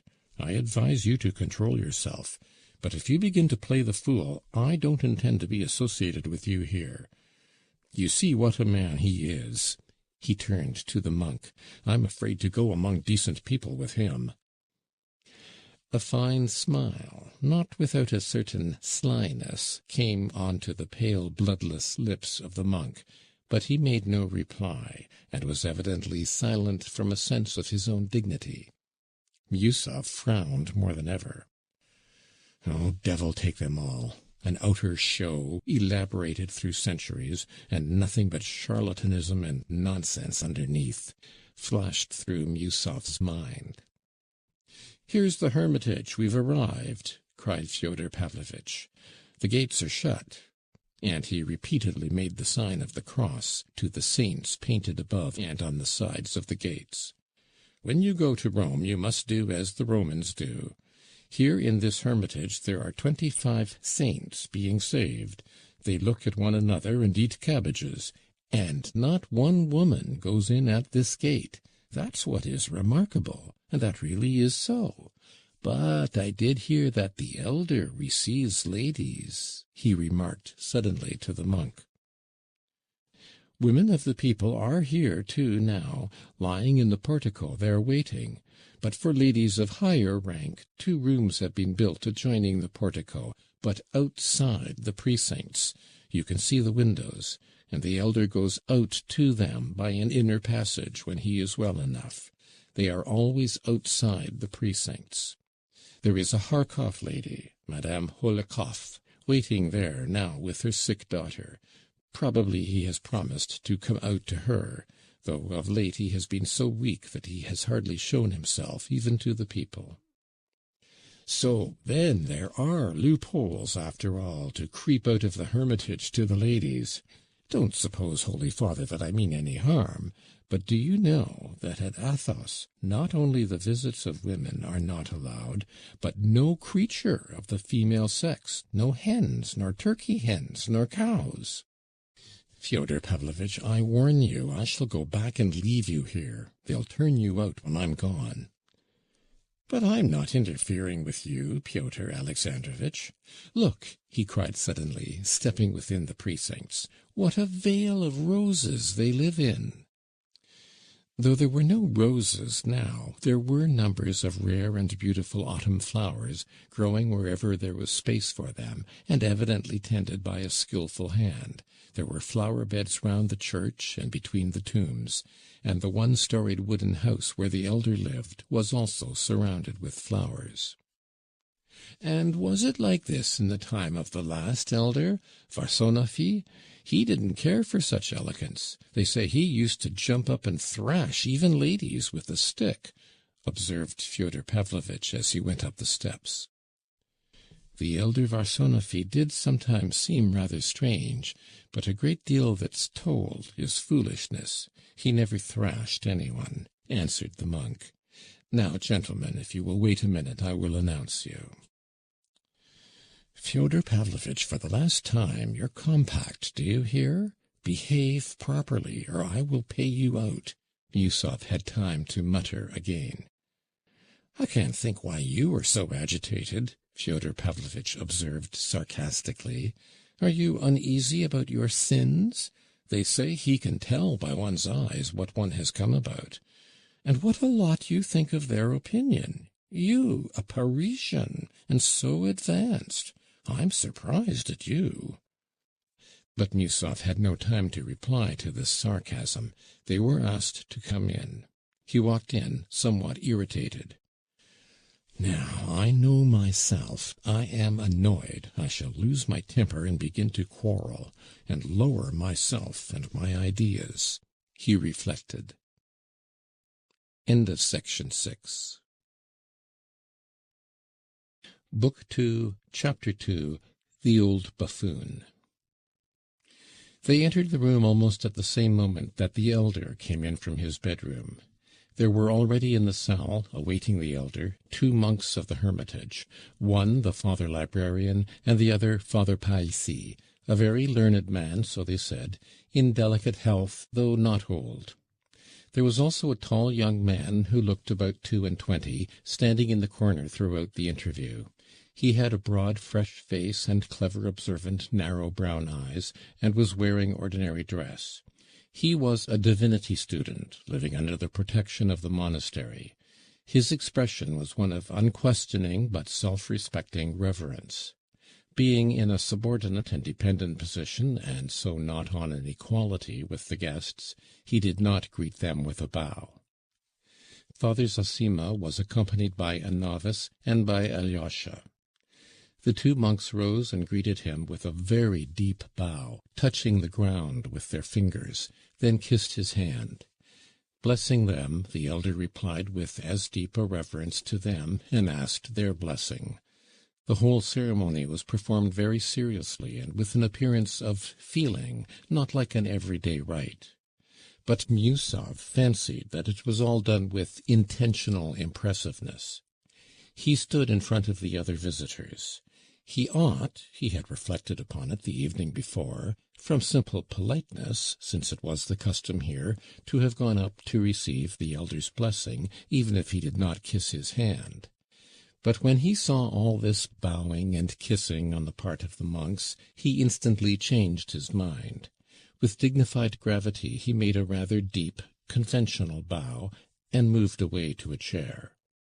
Fyodor Pavlovitch did the same, mimicking Miusov like an ape. Ivan bowed with great dignity and courtesy, but he too kept his hands at his sides, while Kalganov was so confused that he did not bow at all. The elder let fall the hand raised to bless them, and, bowing to them again, asked them all to sit down. The blood rushed to Alyosha's cheeks. He was ashamed. His forebodings were coming true. Father Zossima sat down on a very old-fashioned mahogany sofa, covered with leather, and made his visitors sit down in a row along the opposite wall on 4 mahogany chairs, covered with shabby black leather. The monks sat, one at the door and the other at the window. The divinity student, the novice, and Alyosha remained standing. The cell was not very large and had a faded look. It contained nothing but the most necessary furniture, of coarse and poor quality. There were 2 pots of flowers in the window, and a number of holy pictures in the corner. Before one huge ancient icon of the Virgin, a lamp was burning. Near it were 2 other holy pictures in shining settings, and, next them, carved cherubims, china eggs, a Catholic cross of ivory, with a Mater Dolorosa embracing it, and several foreign engravings from the great Italian artists of past centuries. Next to these costly and artistic engravings were several of the roughest Russian prints of saints and martyrs, such as are sold for a few farthings at all the fairs. On the other walls were portraits of Russian bishops, past and present. Miusov took a cursory glance at all these conventional surroundings, and bent an intent look upon the elder. He had a high opinion of his own insight, a weakness excusable in him as he was 50, an age at which a clever man of the world of established position can hardly help taking himself rather seriously. At the first moment he did not like Zossima. There was, indeed, something in the elder's face which many people besides Miusov might not have liked. He was a short, bent little man, with very weak legs, and though he was only 65, he looked at least 10 years older. His face was very thin, and covered with a network of fine wrinkles, particularly numerous about his eyes, which were small, light-coloured, quick, and shining like 2 bright points. He had a sprinkling of grey hair about his temples.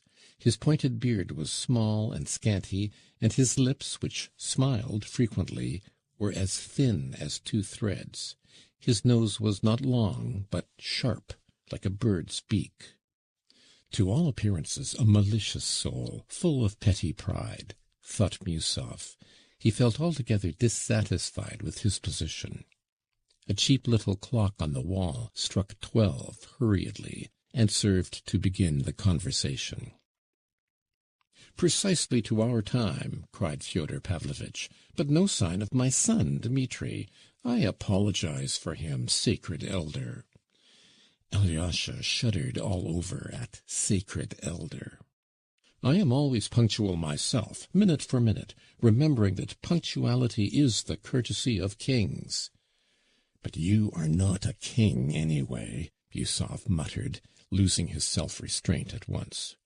"Yes, that's true. I'm not a king, and, would you believe it, Pyotr Alexandrovitch, I was aware of that myself. But there, I always say the wrong thing. Your Reverence," he cried with sudden pathos, "you behold before you a buffoon in earnest. I introduce myself as such.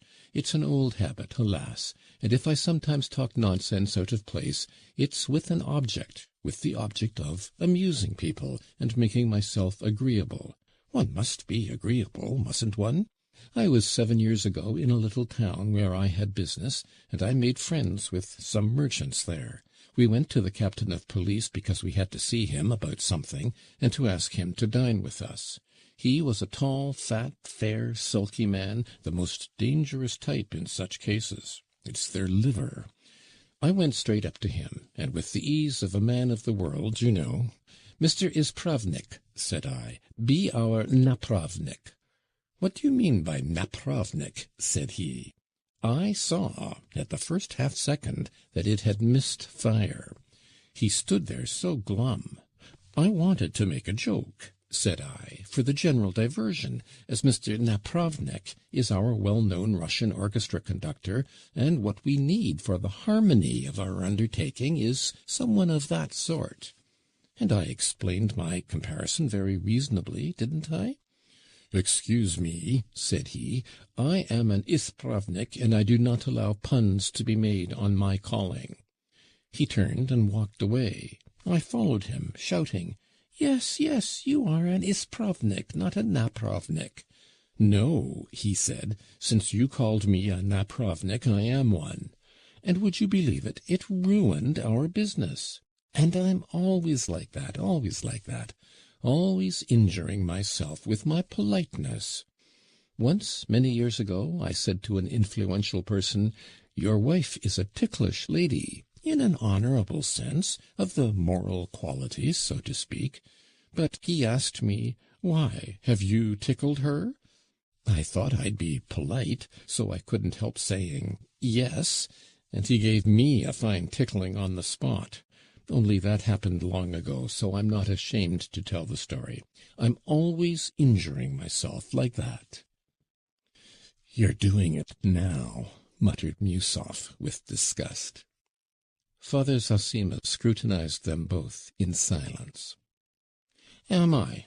Would you believe it? I was aware of that, too, Pyotr Alexandrovitch, and let me tell you, indeed, I foresaw I should as soon as I began to speak.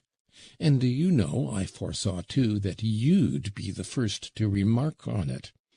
The minute I see my joke isn't coming off, your reverence, both my cheeks feel as though they were drawn down to the lower jaw, and there is almost a spasm in them. That's been so since I was young, when I had to make jokes for my living in noblemen's families. I am an inveterate buffoon, and have been from birth up, your reverence. It's as though it were a craze in me. I dare say it's a devil within me, but only a little one. A more serious one would have chosen another lodging. But not your soul, Pyotr Alexandrovitch. You're not a lodging worth having either. But I believe in God, though I have had doubts of late. But now I sit and await words of wisdom. I'm like the philosopher Diderot, your reverence. Did you ever hear, most holy father, how Diderot went to see the Metropolitan Platon in the time of the Empress Catherine? He went in and said straight out, "There is no God," to which the great bishop lifted up his finger and answered, "The fool hath said in his heart, there is no God." And he fell down at his feet on the spot.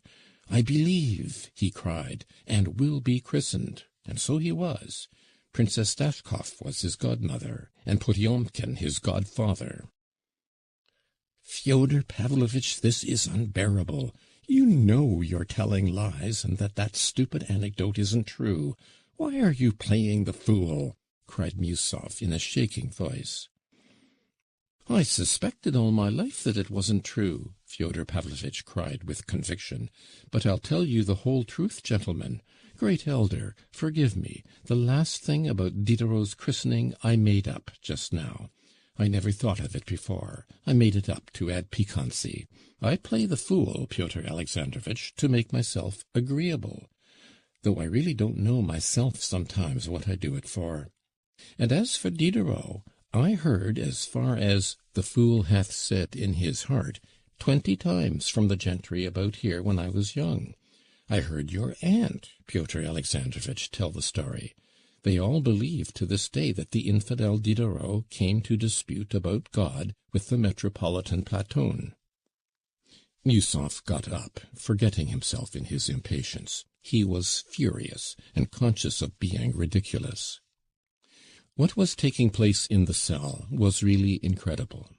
For 40 or 50 years past, from the times of former elders, no visitors had entered that cell without feelings of the profoundest veneration. Almost everyone admitted to the cell felt that a great favor was being shown him. Many remained kneeling during the whole visit. Of those visitors, many had been men of high rank and learning, some even free thinkers, attracted by curiosity, but all, without exception, had shown the profoundest reverence and delicacy, for here there was no question of money, but only, on the one side, love and kindness, and on the other, penitence and eager desire to decide some spiritual problem or crisis. So that such buffoonery amazed and bewildered the spectators, or at least some of them. The monks, with unchanged countenances, waited with earnest attention to hear what the elder would say, but seemed on the point of standing up like Musov. Alyosha stood with hanging head on the verge of tears. What seemed to him strangest of all was that his brother Ivan, on whom alone he had rested his hopes, and who alone had such influence on his father that he could have stopped him, sat now quite unmoved, with downcast eyes, apparently waiting with interest to see how it would end, as though he had nothing to do with it. Alyosha did not dare to look at Rakitin, the divinity student, whom he knew almost intimately. He alone in the monastery knew Rakitin's thoughts. "Forgive me," began Musov, addressing Father Zossima, "for perhaps I seem to be taking part in this shameful foolery. I made a mistake in believing that even a man like Fyodor Pavlovitch would understand what was due on a visit to so honored a personage. I did not suppose I should have to apologize simply for having come with him." Pyotr Alexandrovitch could say no more, and was about to leave the room, overwhelmed with confusion. "Don't distress yourself, I beg." The elder got on to his feeble legs, and taking Pyotr Alexandrovitch by both hands, made him sit down again. "I beg you not to disturb yourself. I particularly beg you to be my guest." And with a bow he went back and sat down again on his little sofa. "Great elder, speak! Do I annoy you by my vivacity?" Fyodor Pavlovitch cried suddenly, clutching the arms of his chair in both hands, as though ready to leap up from it if the answer were unfavourable. "I earnestly beg you, too, not to disturb yourself, and not to be uneasy," the elder said impressively. "Do not trouble. Make yourself quite at home, and above all, do not be so ashamed of yourself, for that is at the root of it all." "Quite at home? To be my natural self? Oh, that is too much, but I accept it with grateful joy. Do you know, blessed Father, you'd better not invite me to be my natural self. Don't risk it. I will not go so far as that myself. I warn you, for your own sake. Well, the rest is still plunged in the mists of uncertainty, though there are people who'd be pleased to describe me for you. I mean that for you, Pyotr Alexandrovitch. But as for you, holy being, let me tell you I am brimming over with ecstasy." He got up, and throwing up his hands, declaimed, "Blessed be the womb that bare thee, and the paps that gave thee suck, the paps especially. When you said just now, 'Don't be so ashamed of yourself, for that is at the root of it all,' you pierced right through me by that remark, and read me to the core.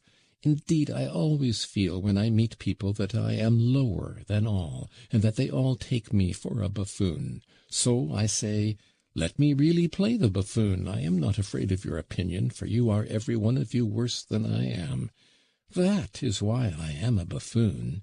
It is from shame, great elder, from shame. It's simply over-sensitiveness that makes me rowdy. If I had only been sure that everyone would accept me as the kindest and wisest of men, oh, Lord, what a good man I should have been then. Teacher, He fell suddenly on his knees. "What must I do to gain eternal life?" It was difficult even now to decide whether he was joking or really moved. Father Zossima, lifting his eyes, looked at him and said with a smile, "You have known for a long time what you must do. You have sense enough. Don't give way to drunkenness and incontinence of speech. Don't give way to sensual lust, and above all to the love of money. And close your taverns. If you can't close all, at least 2 or 3. And above all, don't lie." "You mean about Diderot?" "No, not about Diderot. Above all, don't lie to yourself. The man who lies to himself and listens to his own lie comes to such a pass that he cannot distinguish the truth within him or around him, and so loses all respect for himself and for others. And having no respect, he ceases to love, and in order to occupy and distract himself without love, he gives way to passions and coarse pleasures, and sinks to bestiality in his vices, all from continual lying to other men and to himself. The man who lies to himself can be more easily offended than anyone. You know it is sometimes very pleasant to take offense, isn't it? A man may know that nobody has insulted him, but that he has invented the insult for himself, has lied and exaggerated to make it picturesque, has caught at a word and made a mountain out of a molehill. He knows that himself, yet he will be the first to take offense, and will revel in his resentment till he feels great pleasure in it, and so pass to genuine vindictiveness. But get up, sit down, I beg you. All this, too, is deceitful posturing. Blessed man, give me your hand to kiss." Fyodor Pavlovitch skipped up and imprinted a rapid kiss on the elder's thin hand. It is pleasant to take offense. You said that so well, as I never heard it before. Yes, I have been all my life taking offense to please myself, taking offense on aesthetic grounds, for it is not so much pleasant as distinguished sometimes to be insulted. That you had forgotten, great elder. It is distinguished. I shall make a note of that. But I have been lying positively my whole life long, every day and hour of it. Of a truth, I am a lie, and the father of lies. Though I believe I am not the father of lies. I'm getting mixed in my texts. Say the son of lies, and that will be enough. Only, my angel, I may sometimes talk about Diderot. Diderot will do no harm, though sometimes a word will do harm. Great elder, by the way, I was forgetting, though I had been meaning for the last 2 years to come here on purpose to ask and to find out something. Only do tell Pyotr Alexandrovitch not to interrupt me. Here is my question. Is it true, great father, that the story is told somewhere in the lives of the saints of a holy saint martyred for his faith, who, when his head was cut off at last, stood up, picked up his head, and courteously kissing it, walked a long way, carrying it in his hands? Is that true or not, honored father?" "No, it is untrue," said the elder. "There is nothing of the kind in all the lives of the saints. What saint do you say the story is told of?" asked the father librarian. "I do not know what saint. I do not know and can't tell. I was deceived. I was told the story. I had heard it. And do you know who told it? Pyotr Alexandrovitch Musov here, who was so angry just now about Diderot. He it was who told the story." "I have never told it you. I never speak to you at all." "It is true you did not tell me, but you told it when I was present. It was 3 years ago. I mentioned it because by that ridiculous story you shook my faith, Pyotr Alexandrovitch. You knew nothing of it, but I went home with my faith shaken, and I have been getting more and more shaken ever since. Yes, Pyotr Alexandrovitch, you were the cause of a great fall. That was not a Diderot." Fyodor Pavlovitch got excited and pathetic, though it was perfectly clear to everyone by now that he was playing a part again. Yet Musov was stung by his words. "What nonsense, and it is all nonsense," he muttered.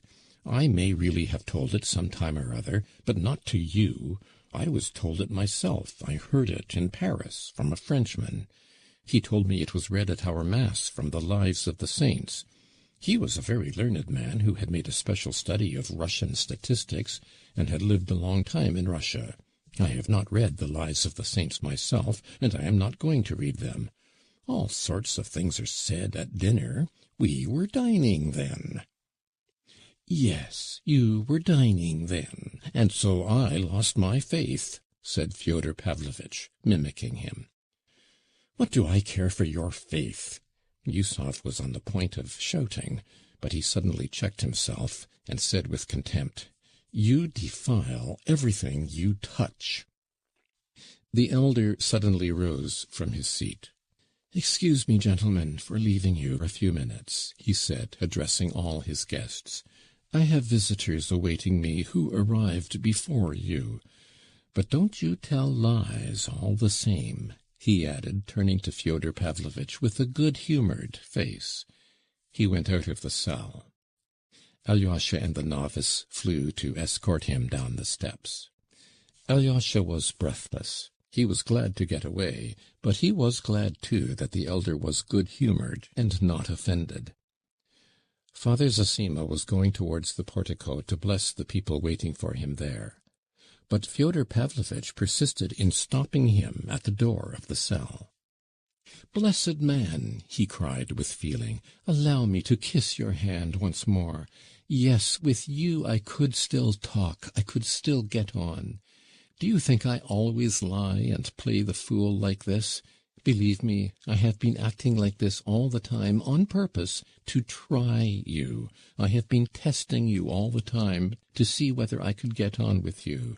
Is there room for my humility beside your pride? I am ready to give you a testimonial that one can get on with you. But now I'll be quiet. I will keep quiet all the time. I'll sit in a chair and hold my tongue.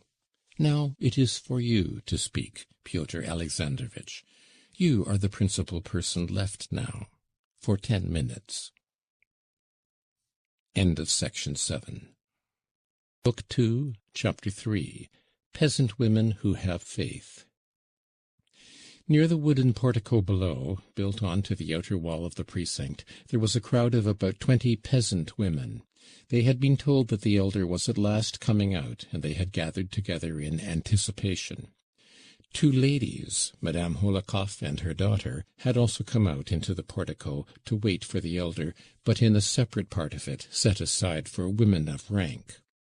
Madame Hohlakoff was a wealthy lady, still young and attractive, and always dressed with taste. She was rather pale, and had lively black eyes. She was not more than 33, and had been 5 years a widow. Her daughter, a girl of 14, was partially paralyzed. The poor child had not been able to walk for the last 6 months, and was wheeled about in a long reclining chair. She had a charming little face, rather thin from illness, but full of gaiety. There was a gleam of mischief in her big dark eyes with their long lashes. Her mother had been intending to take her abroad ever since the spring, but they had been detained all the summer by business connected with their estate. They had been staying a week in our town, where they had come more for purposes of business than devotion, but had visited Father Zossima once already 3 days before. Though they knew that the elder scarcely saw anyone, they had now suddenly turned up again, and urgently entreated the happiness of looking once again on the great healer. The mother was sitting on a chair by the side of her daughter's invalid carriage, and 2 paces from her stood an old monk, not one of our monastery, but a visitor from an obscure religious house in the far north. He, too, sought the elder's blessing. But Father Zossima, on entering the portico, went first straight to the peasants, who were crowded at the foot of the 3 steps that led up into the portico. Father Zossima stood on the top step, put on his stole, and began blessing the women who thronged about him. One crazy woman was led up to him. As soon as she caught sight of the elder, she began shrieking and writhing as though in the pains of childbirth. Laying the stole on her forehead, he read a short prayer over her, and she was at once soothed and quieted. I do not know how it may be now, but in my childhood I often happened to see and hear these possessed women in the villages and monasteries. They used to be brought to Mass. They would squeal and bark like a dog, so that they were heard all over the church. But when the sacrament was carried in and they were led up to it, at once the possession ceased, and the sick women were always soothed for a time. I was greatly impressed and amazed at this as a child. But then I heard, from country neighbors and from my town teachers, that the whole illness was simulated to avoid work, and that it could always be cured by suitable severity. Various anecdotes were told to confirm this.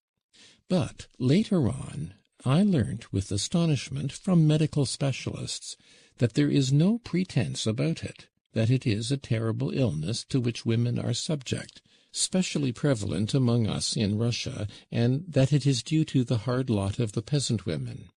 It is a disease, I was told, arising from exhausting toil too soon after hard, abnormal, and unassisted labor in childbirth, and from the hopeless misery, from beatings and so on, which some women were not able to endure like others. The strange and instant healing of the frantic and struggling woman as soon as she was led up to the Holy Sacrament, which had been explained to me as due to malingering and the trickery of the clericals, arose probably in the most natural manner. Both the women who supported her and the invalid herself fully believed as a truth beyond question that the evil spirit in possession of her could not hold out if the sick woman were brought to the sacrament and made to bow down before it. And so, with a nervous and psychically deranged woman, a sort of convulsion of the whole organism always took place, and was bound to take place, at the moment of bowing down to the sacrament, aroused by the expectation of the miracle of healing, and the implicit belief that it would come to pass. And it did come to pass, though only for a moment. It was exactly the same now, as soon as the elder touched the sick woman with the stole. Many of the women in the crowd were moved to tears of ecstasy by the effect of the moment. Some strove to kiss the hem of his garment, others cried out in sing-song voices. He blessed them all and talked with some of them. The possessed woman he knew already. She came from a village only 6 versts from the monastery, and had been brought to him before. But here is one from afar. He pointed to a woman by no means old, but very thin and wasted, with a face not merely sunburnt, but almost blackened by exposure. She was kneeling and gazing with a fixed stare at the elder. There was something almost frenzied in her eyes. "From afar off, Father, from afar off, from 200 miles from here, from afar off, Father, from afar off," the woman began in a sing-song voice, as though she were chanting a dirge, swaying her head from side to side, with her cheek resting in her hand. There is silent and long-suffering sorrow to be met with among the peasantry. It withdraws into itself and is still. But there is a grief that breaks out, and from that minute it bursts into tears and finds vent in wailing. This is particularly common with women. But it is no lighter a grief than the silent. Lamentations comfort only by lacerating the heart still more. Such grief does not desire consolation. It feeds on the sense of its hopelessness. Lamentations spring only from the constant craving to reopen the wound. "You are of the tradesman class?" said Father Zossima, looking curiously at her. "Town-folk we are, father, town-folk, yet we are peasants, though we live in the town. I have come to see you, O father. We heard of you, father, we heard of you. I have buried my little son, and I have come on a pilgrimage. I have been in 3 monasteries, but they told me, 'Go, Nastasia, go to them,' that is, to you. I have come. I was yesterday at the service, and today I have come to you." "What are you weeping for?" "It's my little son I'm grieving for, father. He was 3 years old, 3 years, all but 3 months. For my little boy, father, I'm in anguish for my little boy. He was the last one left. We had 4, my Nikita and I, and now we've no children. Our dear ones have all gone. I buried the first 3 without grieving over much, and now I have buried the last I can't forget him. He seems always standing before me. He never leaves me. He has withered my heart. I look at his little clothes, his little shirt, his little boots, and I wail. I lay out all that is left of him, all his little things. I look at them and wail. I say to Nikita, my husband, 'Let me go on a pilgrimage, master.' He is a driver. We're not poor people, father, not poor. He drives our own horse. It's all our own, the horse and the carriage. And what good is it all to us now? My Nikita has begun drinking while I am away. He's sure to. It used to be so before. As soon as I turn my back, he gives way to it. But now I don't think about him. It's 3 months since I left home. I've forgotten him. I've forgotten everything. I don't want to remember. And what would our life be now together? I've done with him. I've done with them all. I don't care to look upon my house and my goods. I don't care to see anything at all." "Listen, mother," said the elder. "Once in olden times a holy saint saw in the temple a mother like you weeping for her little one, her only one, whom God had taken. 'Knowest thou not,' said the saint to her, 'how bold these little ones are before the throne of God? Verily there are none bolder than they in the kingdom of heaven. Thou didst give us life, O Lord,' they say, 'and scarcely had we looked upon it when thou didst take it back again.' And so boldly they ask and ask again, that God gives them at once the rank of angels. Therefore, said the saint, thou too, O mother, rejoice and weep not, for thy little son is with the Lord in the fellowship of the angels. That's what the saint said to the weeping mother of old. He was a great saint, and he could not have spoken falsely. Therefore, you, too, mother, know that your little one is surely before the throne of God, is rejoicing and happy, and praying to God for you, and therefore weep not, but rejoice." The woman listened to him, looking down with her cheek in her hand. She sighed deeply. "My Nikita tried to comfort me with the same words as you. 'Foolish one,' he said, 'why weep? Our son is no doubt singing with the angels before God.' He says that to me, but he weeps himself. I see that he cries like me. 'I know Nikita,' said I. 'Where could he be if not with the Lord God? Only here with us now he is not, as he used to sit beside us before. And if only I could look upon him one little time, if only I could peep at him one little time, without going up to him, without speaking, if I could be hidden in a corner and only see him for one little minute, hear him playing in the yard, calling in his little voice, "Mammy, where are you?" If only I could hear him pattering with his little feet about the room just once, only once.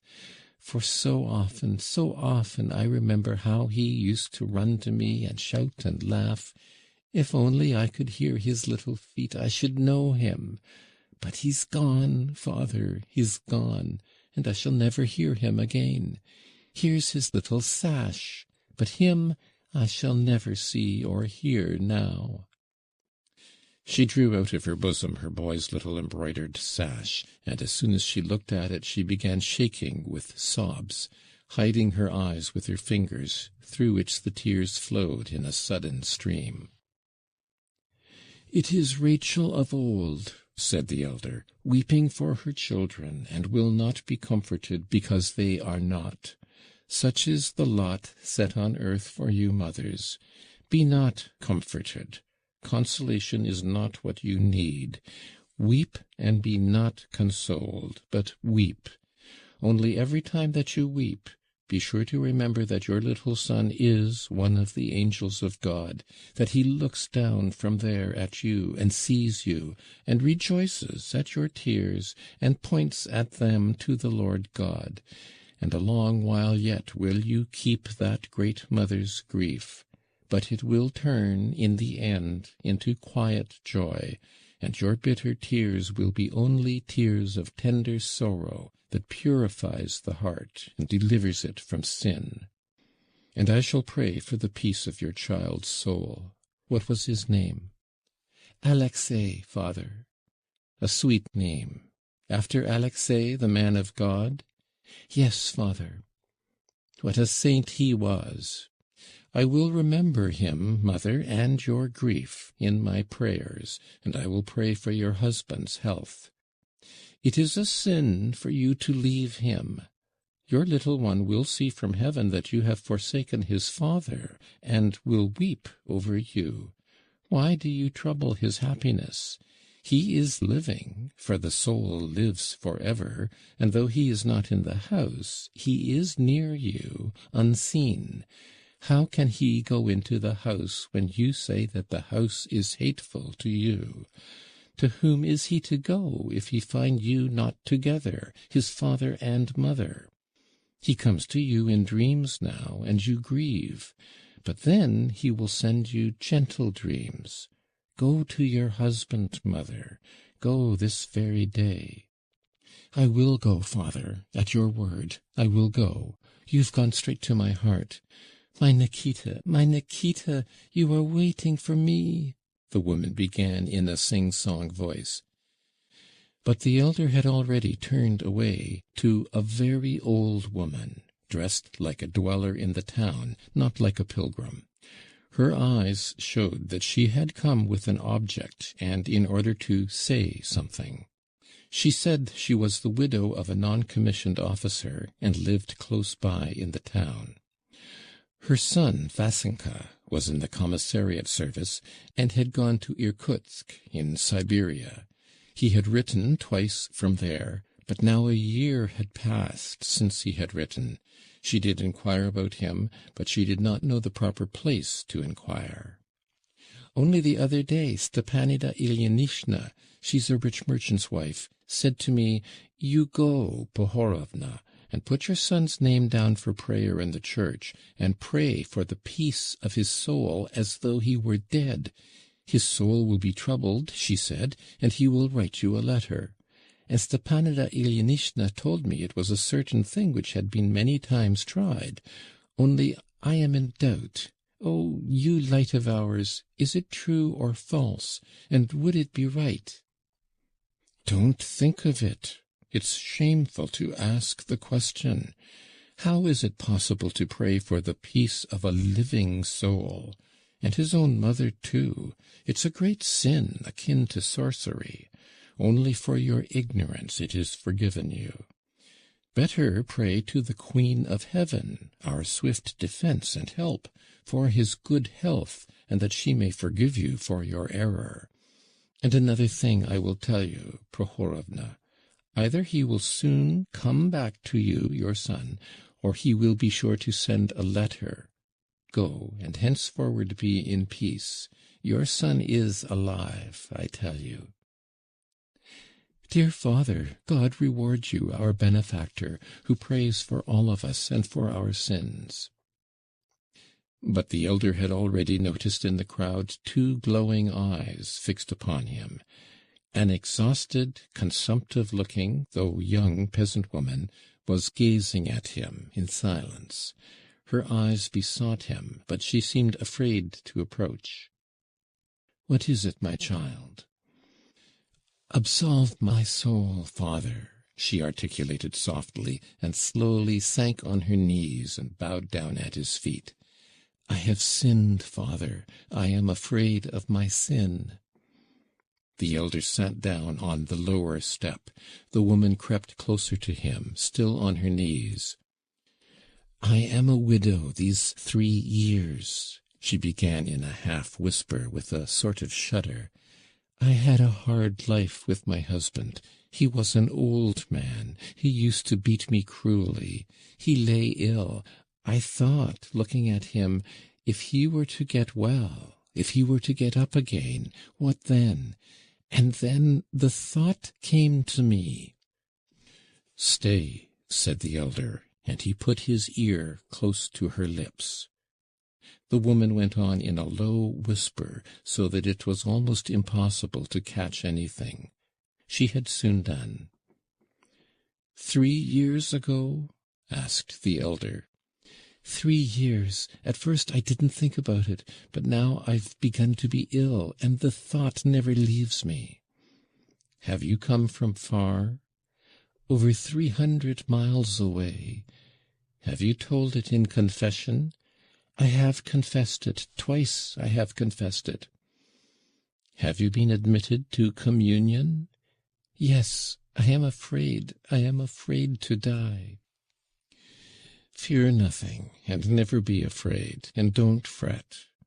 If only your penitence fail not, God will forgive all. There is no sin, and there can be no sin on all the earth, which the Lord will not forgive to the truly repentant. Man cannot commit a sin so great as to exhaust the infinite love of God. Can there be a sin which could exceed the love of God? Think only of repentance, continual repentance, but dismiss fear altogether. Believe that God loves you as you cannot conceive, that he loves you with your sin, in your sin. It has been said of old that over one repentant sinner there is more joy in heaven than over 10 righteous men. Go and fear not. Be not bitter against men. Be not angry if you are wronged. Forgive the dead man in your heart what wrong he did you. Be reconciled with him in truth. If you are penitent, you love, and if you love, you are of God. All things are atoned for, all things are saved by love.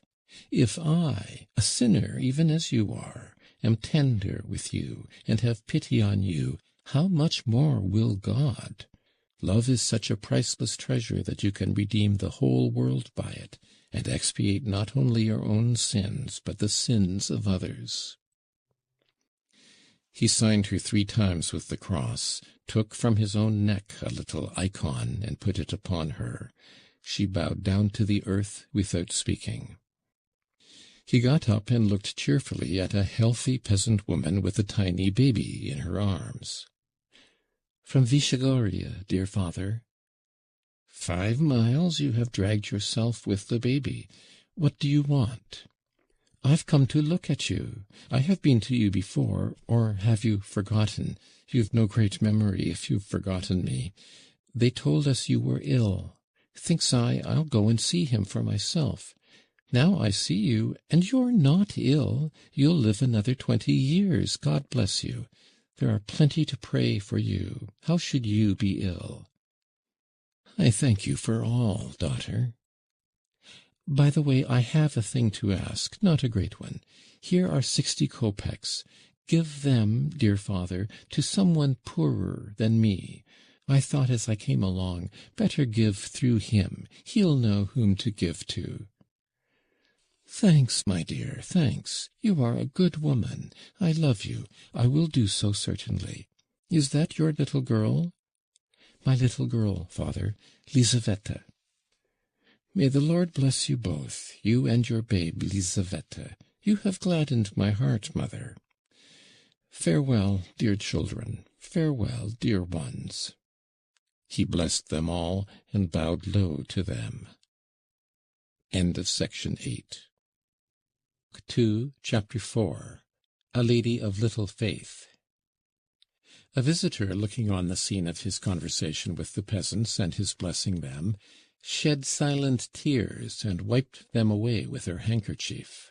She was a sentimental society lady of genuinely good disposition in many respects. When the elder went up to her at last, she met him enthusiastically. "Ah, what I have been feeling, looking on at this touching scene!" She could not go on for emotion. "Oh, I understand the people's love for you. I love the people myself. I want to love them. And who could help loving them, our splendid Russian people, so simple in their greatness?" "How is your daughter's health? You wanted to talk to me again?" "Oh, I have been urgently begging for it. I have prayed for it. I was ready to fall on my knees and kneel for 3 days at your windows until you let me in. We have come, great healer, to express our ardent gratitude. You have healed my Lise, healed her completely, merely by praying over her last Thursday and laying your hands upon her. We have hastened here to kiss those hands, to pour out our feelings and our homage." "What do you mean by healed? But she is still lying down in her chair." "But her night fevers have entirely ceased ever since Thursday," said the lady with nervous haste. "And that's not all. Her legs are stronger. This morning she got up well. She had slept all night. Look at her rosy cheeks, her bright eyes. She used to be always crying, but now she laughs and is gay and happy. This morning she insisted on my letting her stand up, and she stood up for a whole minute without any support. She wagers that in a fortnight she'll be dancing a quadrille. I've called in Dr. Herzenstube. He shrugged his shoulders and said, 'I am amazed. I can make nothing of it. And would you have us not come here to disturb you, not fly here to thank you? Lise, thank him, thank him.'" Lise's pretty little laughing face became suddenly serious. She rose in her chair as far as she could, and, looking at the elder, clasped her hands before him, but could not restrain herself, and broke into laughter. "It's at him," she said, pointing to Alyosha, with childish vexation at herself for not being able to repress her mirth. If anyone had looked at Alyosha, standing a step behind the elder, he would have caught a quick flush crimsoning his cheeks in an instant. His eyes shone, and he looked down. "She has a message for you, Alexey Fyodorovitch. How are you?" the mother went on, holding out her exquisitely gloved hand to Alyosha. The elder turned round, and all at once looked attentively at Alyosha. The latter went nearer to Lise, and, smiling in a strangely awkward way, held out his hand to her too. Lise assumed an important air. "Katerina Ivanovna has sent you this through me." She handed him a little note. "She particularly begs you to go and see her as soon as possible, that you will not fail her, but will be sure to come." "She asks me to go and see her? Me? What for?" Alyosha muttered in great astonishment. His face at once looked anxious.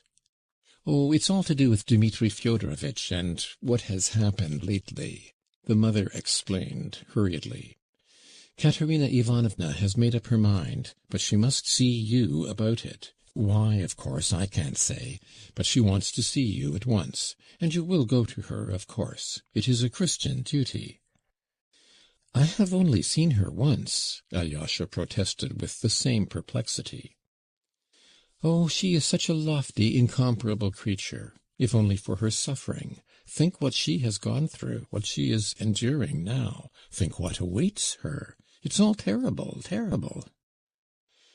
"Very well, I will come," Alyosha decided, after rapidly scanning the brief enigmatic note, which consisted of an urgent entreaty that he would come, without any sort of explanation. "Oh, how sweet and generous that would be of you!" cried Lise, with sudden animation. "I told mamma you'd be sure not to go. I said you were saving your soul. How splendid you are! I've always thought you were splendid. How glad I am to tell you so." "Lise," said her mother impressively, though she smiled after she had said it. "You have quite forgotten us, Alexey Fyodorovitch," she said. "You never come to see us. Yet Lise has told me twice that she is never happy except with you." Alyosha raised his downcast eyes, and again flushed, and again smiled, without knowing why. But the elder was no longer watching him. He had begun talking to a monk who, as mentioned before, had been awaiting his entrance by Lise's chair. He was evidently a monk of the humblest, that is, of the peasant class, of a narrow outlook, but a true believer, and in his own way a stubborn one. He announced that he had come from the far north, from Obdorsk, from St. Sylvester, and was a member of a poor monastery consisting of only 10 monks. The elder gave him his blessing, and invited him to come to his cell whenever he liked. "How can you presume to do such deeds?" the monk asked suddenly, pointing solemnly and significantly at Lise. He was referring to her healing. "It's too early, of course, to speak of that. Relief is not complete cure, and may proceed from different causes. But if there has been any healing, it is by no power but God's will. It's all from God. Visit me, Father," he added to the monk. "It's not often I can see visitors. I am ill, and I know that my days are numbered." "Oh, no, no, God will not take you from us. You will live a long, long time yet," cried the lady. "And in what way are you ill? You look so well, so gay and happy." "I am extraordinarily better today, but I know that it's only for a moment. I understand my disease now thoroughly. If I seem so happy to you, you could never say anything that would please me so much. For men are made for happiness, and anyone who is completely happy has a right to say to himself, 'I am doing God's will on earth.' All the righteous, all the saints, all the holy martyrs were happy." "Oh, how you speak! What bold and lofty words!" cried the lady. "You seem to pierce with your words. And yet, happiness, happiness, where is it? Who can say of himself that he is happy? Oh, since you have been so good as to let us see you once more today, let me tell you what I could not utter last time, what I dared not say, all I am suffering, and have been for so long. I am suffering. Forgive me, I am suffering." And in a rush of fervent feeling, she clasped her hands before him. "From what, specially?" "I suffer from lack of faith." "Lack of faith in God?" "Oh, no, no, I dare not even think of that. But the future life, it is such an enigma, and no one can solve it.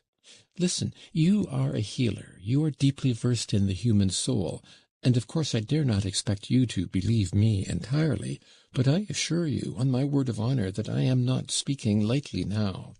The thought of the life beyond the grave distracts me to anguish, to terror, and I don't know to whom to appeal, and have not dared to all my life.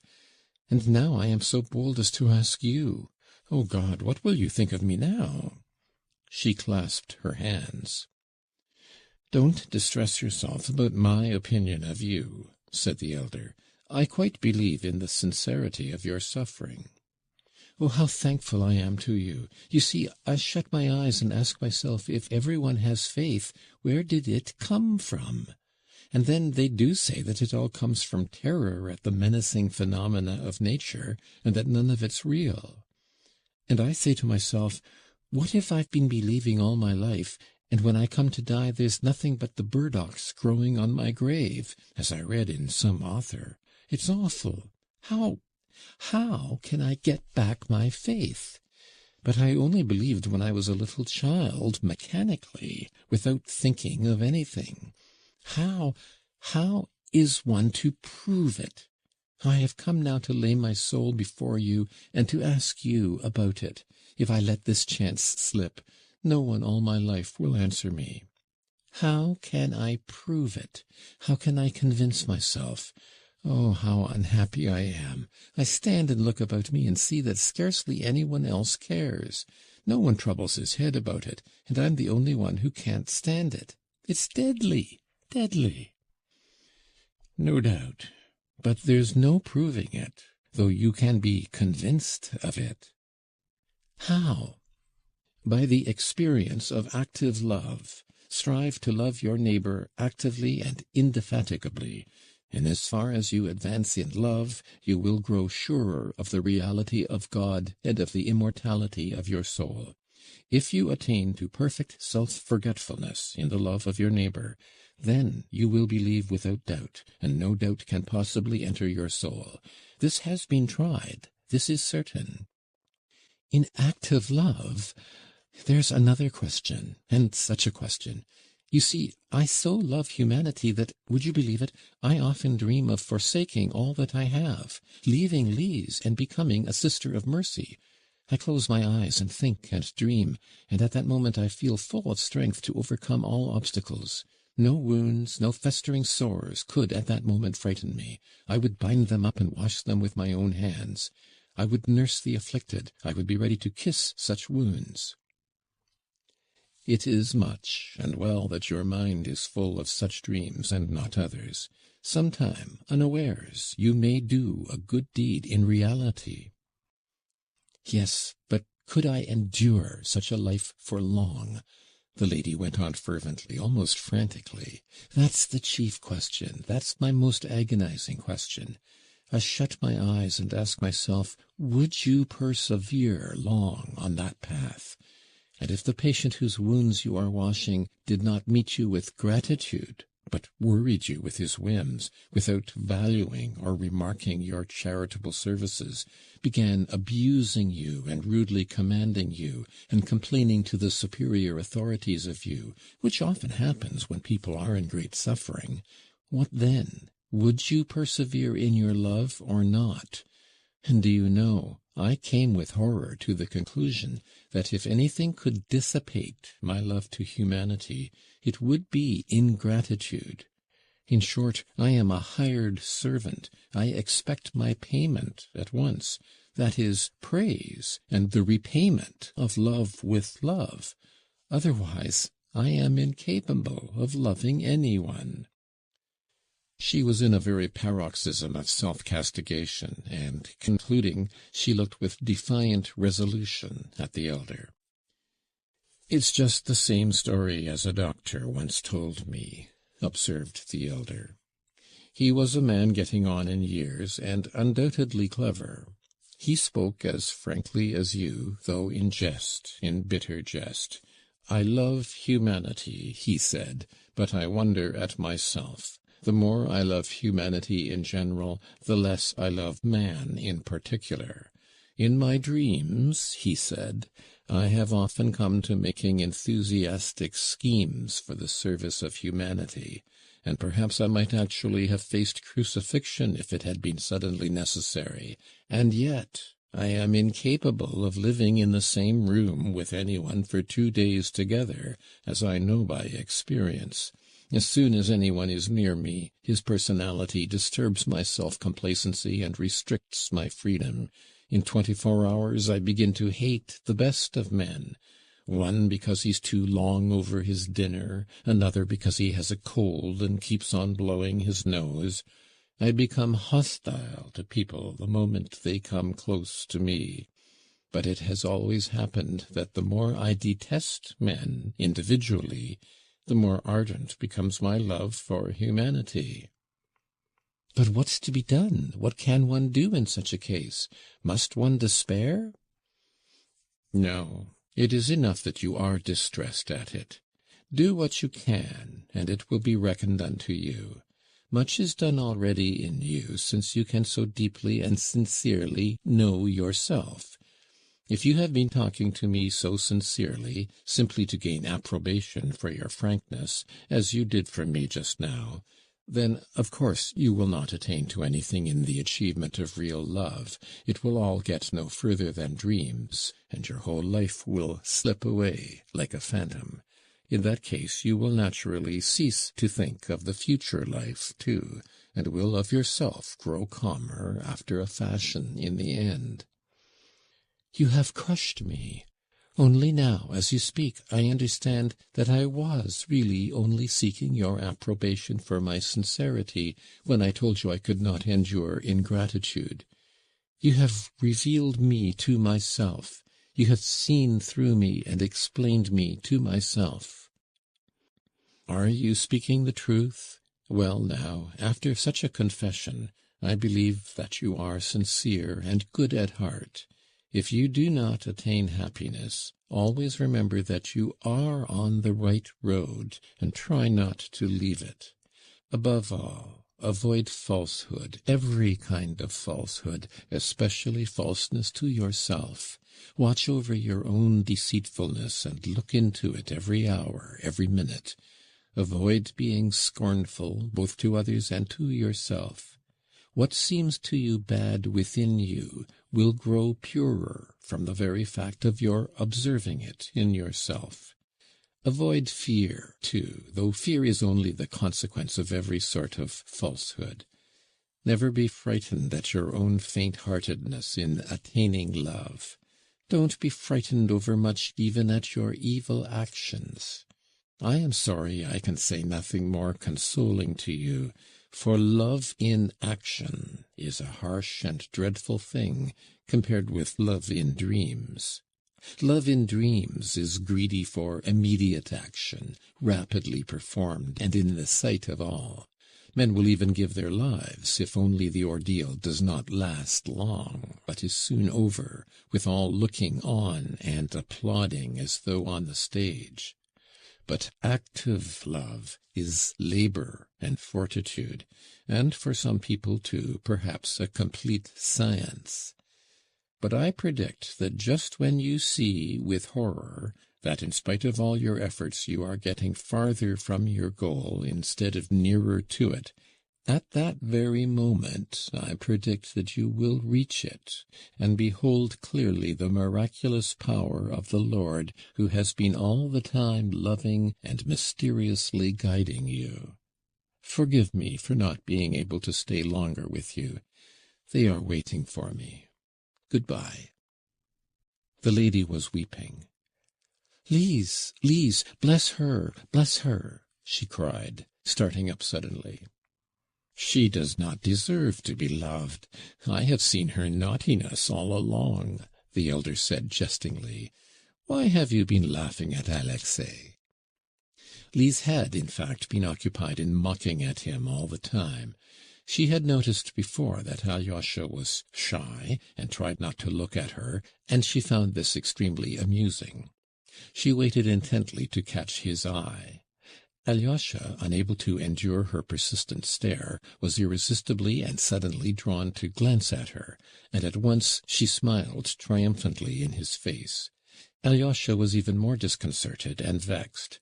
At last he turned away from her altogether and hid behind the elder's back. After a few minutes, drawn by the same irresistible force, he turned again to see whether he was being looked at or not, and found Lise almost hanging out of her chair to peep sideways at him, eagerly waiting for him to look. Catching his eye, she laughed so that the elder could not help saying, "Why do you make fun of him like that, naughty girl?" Lise suddenly and quite unexpectedly blushed. Her eyes flashed, and her face became quite serious. She began speaking quickly and nervously, in a warm and resentful voice. "Why has he forgotten everything, then? He used to carry me about when I was little. We used to play together. He used to come to teach me to read, do you know? 2 years ago, when he went away, he said that he would never forget me, that we were friends forever, forever, forever. And now he's afraid of me all at once. Am I going to eat him? Why doesn't he want to come near me? Why doesn't he talk? Why won't he come and see us? It's not that you won't let him. We know that he goes everywhere. It's not good manners for me to invite him. He ought to have thought of it first, if he hasn't forgotten me. No, now he's saving his soul. Why have you put that long gown on him? If he runs, he'll fall." and suddenly she hid her face in her hand, and went off into irresistible, prolonged, nervous, inaudible laughter. The elder listened to her with a smile, and blessed her tenderly. As she kissed his hand, she suddenly pressed it to her eyes and began crying. "Don't be angry with me. I'm silly and good for nothing, and perhaps Alyosha's right, quite right, in not wanting to come and see such a ridiculous girl." "I will certainly send him," said the elder. End of section 9. Chapter 5. So be it, so be it. The elder's absence from his cell had lasted for about 25 minutes. It was more than 12:30, but Dmitri, on whose account they had all met there, had still not appeared. But he seemed almost to be forgotten, and when the elder entered the cell again, he found his guests engaged in eager conversation. Ivan and the 2 monks took the leading share in it. Musov, too, was trying to take a part, and apparently very eagerly, in the conversation. But he was unsuccessful in this also. He was evidently in the background, and his remarks were treated with neglect, which increased his irritability. He had had intellectual encounters with Ivan before, and he could not endure a certain carelessness Ivan showed him. "Hitherto, at least, I have stood in the front ranks of all that is progressive in Europe, and here the new generation positively ignores us," he thought. Fyodor Pavlovitch, who had given his word to sit still and be quiet, had actually been quiet for some time, but he watched his neighbour Musov with an ironical little smile, obviously enjoying his discomfiture. He had been waiting for some time to pay off old scores, and now he could not let the opportunity slip. Bending over his shoulder, he began teasing him again in a whisper. "Why didn't you go away just now, after the courteously kissing? Why did you consent to remain in such unseemly company? It was because you felt insulted and aggrieved, and you remained to vindicate yourself by showing off your intelligence. Now you won't go till you've displayed your intellect to them." "You again? On the contrary, I'm just going." "You'll be the last of all to go." Fyodor Pavlovitch delivered him another thrust, almost at the moment of Father Zosima's return. The discussion died down for a moment, but the elder, seating himself in his former place, looked at them all as though cordially inviting them to go on. Alyosha, who knew every expression of his face, saw that he was fearfully exhausted and making a great effort. Of late he had been liable to fainting fits from exhaustion. His face had the pallor that was common before such attacks, and his lips were white. But he evidently did not want to break up the party. He seemed to have some special object of his own in keeping them. What object? Alyosha watched him intently. "We are discussing this gentleman's most interesting article," said Father Iosif, the librarian, addressing the elder and indicating Ivan. "He brings forward much that is new, but I think the argument cuts both ways. It is an article written in answer to a book by an ecclesiastical authority on the question of the ecclesiastical court and the scope of its jurisdiction." "I'm sorry I have not read your article, but I've heard of it," said the elder, looking keenly and intently at Ivan. "He takes up a most interesting position," continued the father librarian. "As far as church jurisdiction is concerned, he is apparently quite opposed to the separation of church from state." "That's interesting, but in what sense?" Father Zosima asked Ivan. The latter at last answered him, not condescendingly, as Alyosha had feared, but with modesty and reserve, with evident goodwill, and apparently without the slightest arrière-pensée. "I start from the position that this confusion of elements, that is, of the essential principles of church and state, will of course go on forever, in spite of the fact that it is impossible for them to mingle, and that the confusion of these elements cannot lead to any consistent or even normal results, for there is falsity at the very foundation of it. Compromise between the church and state in such questions as, for instance, jurisdiction, is, to my thinking, impossible in any real sense. My clerical opponent maintains that the church holds a precise and defined position in the state. I maintain, on the contrary, that the church ought to include the whole state, and not simply to occupy a corner in it. And if this is, for some reason, impossible at present, then it ought in reality to be set up as the direct and chief aim of the future development of Christian society. Perfectly true, Father Païssy, the silent and learned monk, assented with fervor and decision. The purest ultramontanism, cried Musov impatiently, crossing and recrossing his legs. Oh, well, we have no mountains, cried Father Joseph, and turning to the elder, he continued, observe the answer he makes to the following fundamental and essential propositions of his opponent, who is, you must note, an ecclesiastic. First, that no social organization can or ought to arrogate to itself power to dispose of the civic and political rights of its members. Secondly, that criminal and civil jurisdiction ought not to belong to the Church, and is inconsistent with its nature, both as a divine institution and as an organization of men for religious objects. And finally, in the third place, the Church is a kingdom not of this world. A most unworthy play upon words for an ecclesiastic. Father Païssy could not refrain from breaking in again.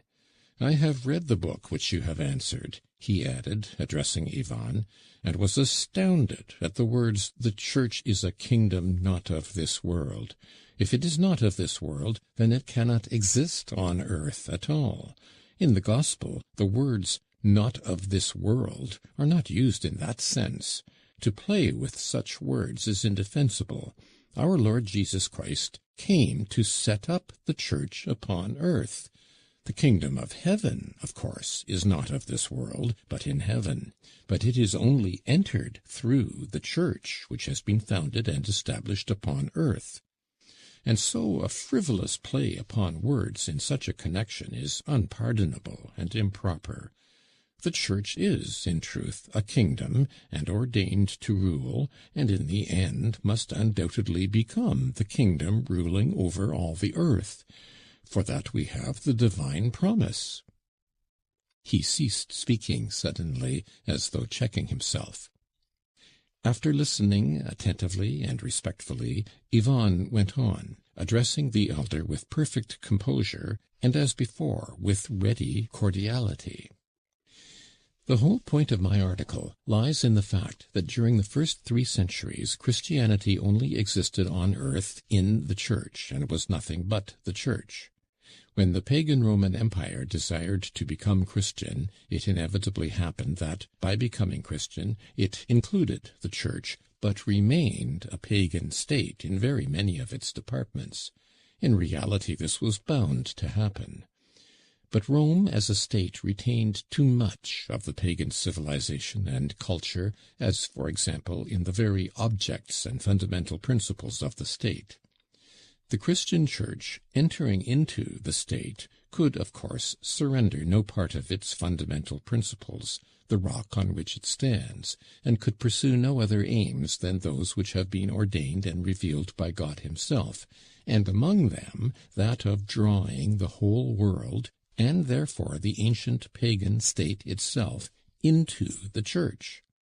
In that way, that is, with a view to the future, it is not the Church that should seek a definite position in the state, like every social organization, or as an organization of men for religious purposes, as my opponent calls the Church, But, on the contrary, every earthly state should be, in the end, completely transformed into the Church, and should become nothing else but a Church, rejecting every purpose incongruous with the aims of the Church. And this will not degrade it in any way, or take from its honor and glory as a great state, nor from the glory of its rulers, but only turns it from a false, still pagan, and mistaken path to the true and rightful path, which alone leads to the eternal goal. This is why the author of the book on the foundations of church jurisdiction would have judged correctly if, in seeking and laying down those foundations, he had looked upon them as a temporary compromise, inevitable in our sinful and imperfect days. But as soon as the author ventures to declare that the foundations which he predicates now, part of which Father Joseph just enumerated, are the permanent, essential, and eternal foundations, he is going directly against the Church and its sacred and eternal vocation. That is the gist of my article.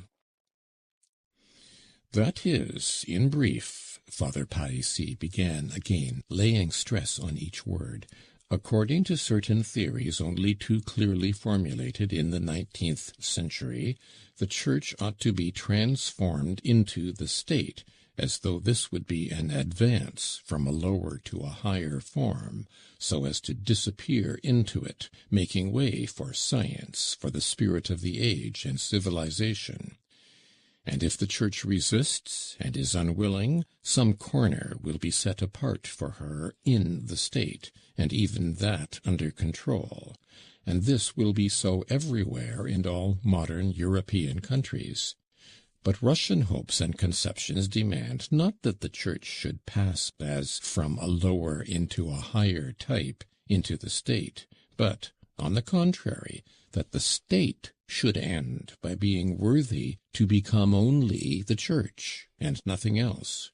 So be it, so be it. Well, I confess you've reassured me somewhat, Musov said, smiling, again crossing his legs. So far as I understand, then, the realization of such an ideal is infinitely remote, at the second coming of Christ. That's as you please. It's a beautiful utopian dream of the abolition of war, diplomacy, banks, and so on. Something after the fashion of socialism, indeed. But I imagined that it was all meant seriously, and that the Church might be now going to try criminals and sentence them to beating, prison, and even death. But if there were none but the ecclesiastical court, the Church would not even now sentence a criminal to prison or to death. Crime, and the way of regarding it, would inevitably change, not all at once, of course, but fairly soon. Ivan replied calmly, without flinching. "Are you serious?" Musov glanced keenly at him. "If everything became the Church would exclude all the criminal and disobedient, and would not cut off their heads," Ivan went on. "I ask you, what would become of the excluded? He would be cut off, then, not only from men, as now, but from Christ. By his crime he would have transgressed not only against men, but against the Church of Christ. This is so even now, of course, strictly speaking, but it is not clearly enunciated, and very, very often the criminal of today compromises with his conscience. I steal, he says, but I don't go against the Church. I'm not an enemy of Christ. That's what the criminal of today is continually saying to himself. But when the Church takes the place of the State, it will be difficult for him, in opposition to the Church all over the world, to say, all men are mistaken, all in error, all mankind are the false Church, I, a thief and murderer, am the only true Christian Church. It will be very difficult to say this to himself. It requires a rare combination of unusual circumstances. Now, on the other side, take the Church's own view of crime. Is it not bound to renounce the present almost pagan attitude, and to change from a mechanical cutting off of its tainted member for the preservation of society, as at present, into completely and honestly adopting the idea of the regeneration of the man, of his reformation and salvation. "What do you mean? I fail to understand again," Yusov interrupted. "Some sort of dream again, something shapeless and even incomprehensible. What is excommunication? What sort of exclusion? I suspect you are simply amusing yourself, Ivan Fyodorovitch." "Yes, but you know, in reality it is so now," said the elder suddenly, and all turned to him at once. "If it were not for the Church of Christ, there would be nothing to restrain the criminal from evil doing, no real chastisement for it afterwards, none, that is, but the mechanical punishment spoken of just now, which in the majority of cases only embitters the heart, and not the real punishment, the only effectual one, the only deterrent and softening one, which lies in the recognition of sin by conscience." "How is that, may one inquire?" asked Musov with lively curiosity. "Why," began the elder, "all these sentences to exile with hard labor, and formerly with flogging also, reform no one, and what's more, deter hardly a single criminal, and the number of crimes does not diminish, but is continually on the increase. You must admit that. Consequently, the security of society is not preserved, for although the obnoxious member is mechanically cut off and sent far away out of sight, another criminal always comes to take his place at once, and often two of them. If anything does preserve society, even in our time, and does regenerate and transform the criminal, it is only the law of Christ speaking in his conscience. It is only by recognizing his wrongdoing as a son of a Christian society, that is, of the Church, that he recognizes his sin against society, that is, against the Church. So that it is only against the Church, and not against the State, that the criminal of today can recognize that he has sinned. If society, as a Church, had jurisdiction, then it would know when to bring back from exclusion and to reunite to itself. Now, the Church, having no real jurisdiction, but only the power of moral condemnation, withdraws of her own accord from punishing the criminal actively. She does not excommunicate him, but simply persists in motherly exhortation of him. What is more, the Church even tries to preserve all Christian communion with the criminal.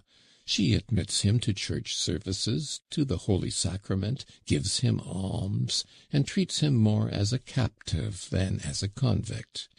And what would become of the criminal, O Lord, if even the Christian society, that is, the Church, were to reject him, even as the civil law rejects him and cuts him off? What would become of him if the Church punished him with her excommunication as the direct consequence of the secular law? There could be no more terrible despair, at least for a Russian criminal, for Russian criminals still have faith. Though, who knows, perhaps then a fearful thing would happen. Perhaps the despairing heart of the criminal would lose its faith, and then what would become of him? But the Church, like a tender, loving mother, holds aloof from active punishment herself, as the sinner is too severely punished already by the civil law, and there must be at least someone to have pity on him.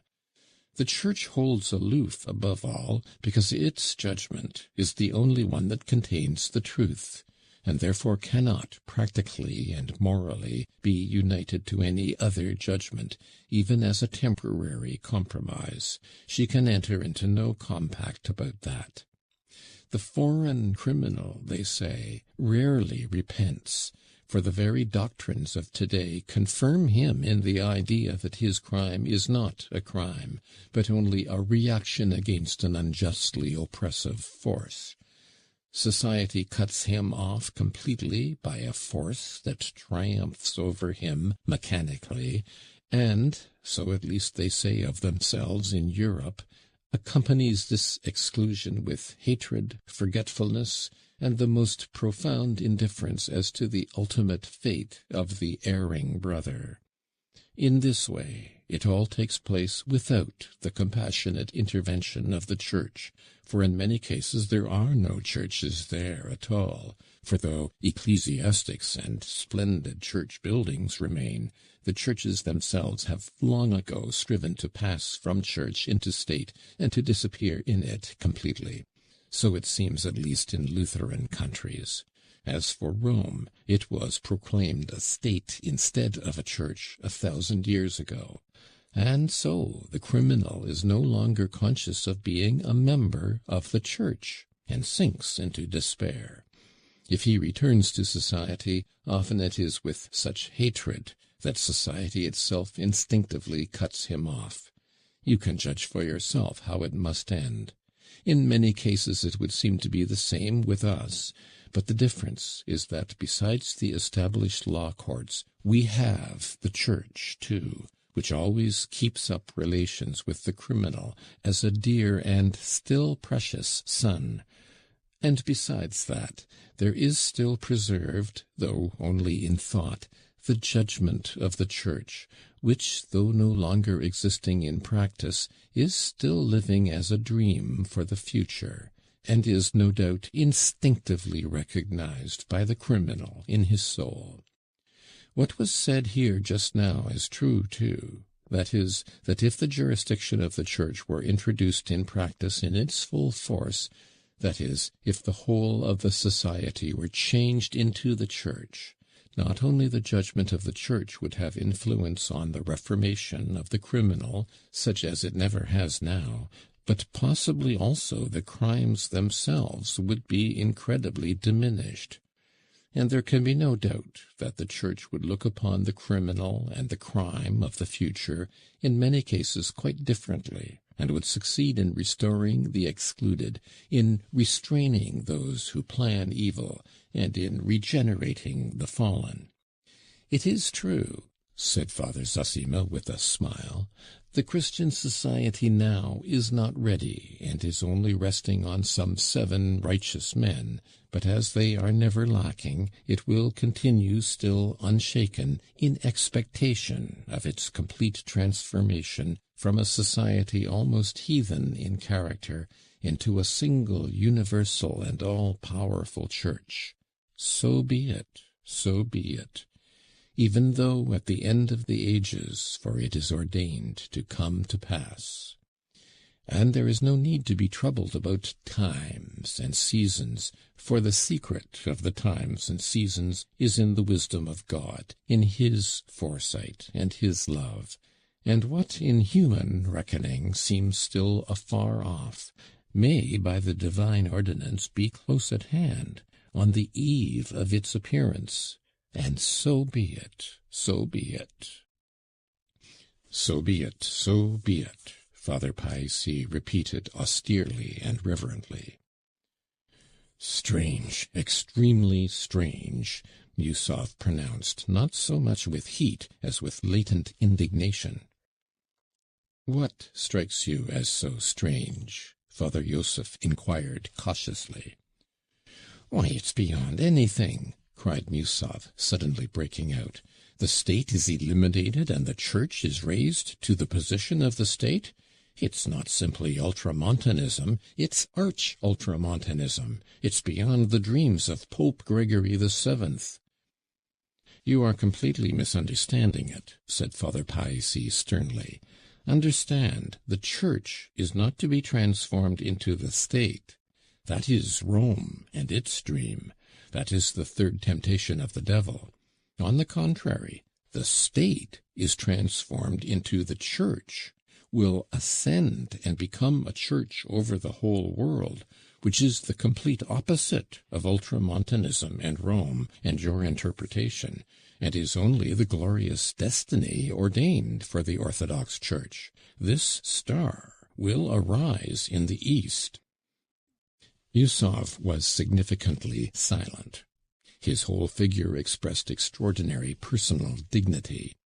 A supercilious and condescending smile played on his lips. Alyosha watched it all with a throbbing heart. The whole conversation stirred him profoundly. He glanced casually at Rakitin, who was standing immovable in his place by the door, listening and watching intently, though with downcast eyes.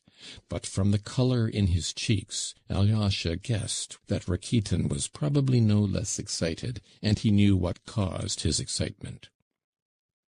"Allow me to tell you one little anecdote, gentlemen," Yusov said impressively, with a peculiarly majestic air. "Some years ago, soon after the coup d'état of December, I happened to be calling in Paris on an extremely influential personage in the government, and I met a very interesting man in his house. This individual was not precisely a detective, but was a sort of superintendent of a whole regiment of political detectives, a rather powerful position in its own way. I was prompted by curiosity to seize the opportunity of conversation with him, and as he had not come as a visitor, but as a subordinate official bringing a special report, and as he saw the reception given me by his chief, he deigned to speak with some openness, to a certain extent only, of course. He was rather courteous than open, as Frenchmen know how to be courteous, especially to a foreigner. But I thoroughly understood him. The subject was the socialist revolutionaries who were at that time persecuted. I will quote only one most curious remark dropped by this person. "We are not particularly afraid," said he, "of all these socialists, anarchists, infidels, and revolutionists. We keep watch on them, and know all their goings-on. But there are a few peculiar men among them who believe in God and are Christians, but at the same time are socialists. These are the people we are most afraid of. They are dreadful people. The socialist who is a Christian is more to be dreaded than a socialist who is an atheist. The words struck me at the time, and now they have suddenly come back to me here, gentlemen." "You apply them to us, and look upon us as socialists?" Father Palissy asked directly, without beating about the bush. But before Pyotr Alexandrovitch could think what to answer, the door opened, and the guest, so long expected, Dmitri Fyodorovitch, came in. They had, in fact, given up expecting him, and his sudden appearance caused some surprise for a moment. End of section 10. Book 2, Chapter 6. Why is such a man alive? Dmitri Fyodorovitch, a young man of 28, of medium height and agreeable countenance, looked older than his years. He was muscular and showed signs of considerable physical strength. Yet there was something not healthy in his face. It was rather thin, his cheeks were hollow, and there was an unhealthy sallowness in their colour. His rather large, prominent, dark eyes had an expression of firm determination, and yet there was a vague look in them, too. Even when he was excited and talking irritably, his eyes somehow did not follow his mood, but betrayed something else, sometimes quite incongruous with what was passing. "It's hard to tell what he's thinking," those who talked to him sometimes declared. People who saw something pensive and sullen in his eyes were startled by his sudden laugh, which bore witness to mirthful and light-hearted thoughts at the very time when his eyes were so gloomy. A certain strained look in his face was easy to understand at this moment. Every one knew or had heard of the extremely restless and dissipated life which he had been leading of late, as well as of the violent anger to which he had been roused in his quarrels with his father. There were several stories current in the town about it. It is true that he was irascible by nature, of an unstable and unbalanced mind, as our Justice of the Peace, Katchalnikov, happily described him. He was stylishly and irreproachably dressed in a carefully buttoned frock coat. He wore black gloves and carried a top hat. Having only lately left the army, he still had moustaches and no beard. His dark brown hair was cropped short and combed forward on his temples. He had the long, determined stride of a military man. He stood still for a moment on the threshold, and, glancing at the whole party, went straight up to the elder, guessing him to be their host. He made him a low bow, and asked his blessing. Father Zossima, rising in his chair, blessed him. Dmitri kissed his hand respectfully, and with intense feeling, almost anger, he said, "Be so generous as to forgive me for having kept you waiting so long, but Smerdyakov, the valet sent me by my father, in reply to my inquiries, told me twice over that the appointment was for 1. Now I suddenly learn—" "Don't disturb yourself," interposed the elder. "No matter. You are a little late. It's of no consequence. I'm extremely obliged to you, and expected no less from your goodness." Saying this, Dmitri bowed once more. Then, turning suddenly towards his father, made him, too, a similarly low and respectful bow. He had evidently considered it beforehand, and made this bow in all seriousness, thinking it his duty to show his respect and good intentions. Although Fyodor Pavlovitch was taken unawares, he was equal to the occasion. In response to Dmitri's bow, he jumped up from his chair and made his son a bow as low in return. His face was suddenly solemn and impressive, which gave him a positively malignant look. Dmitri bowed generally to all present, and without a word walked to the window with his long, resolute stride, sat down on the only empty chair, near Father Païssy, and, bending forward, prepared to listen to the conversation he had interrupted. Dmitri's entrance had taken no more than 2 minutes, and the conversation was resumed. But this time Musov thought it unnecessary to reply to Father Païssy's persistent and almost irritable question. "Allow me to withdraw from this discussion," he observed with a certain well-bred nonchalance. "It's a subtle question, too. Here Ivan Fyodorovitch is smiling at us. He must have something interesting to say about that also. Ask him." "Nothing special, except one little remark," Ivan replied at once.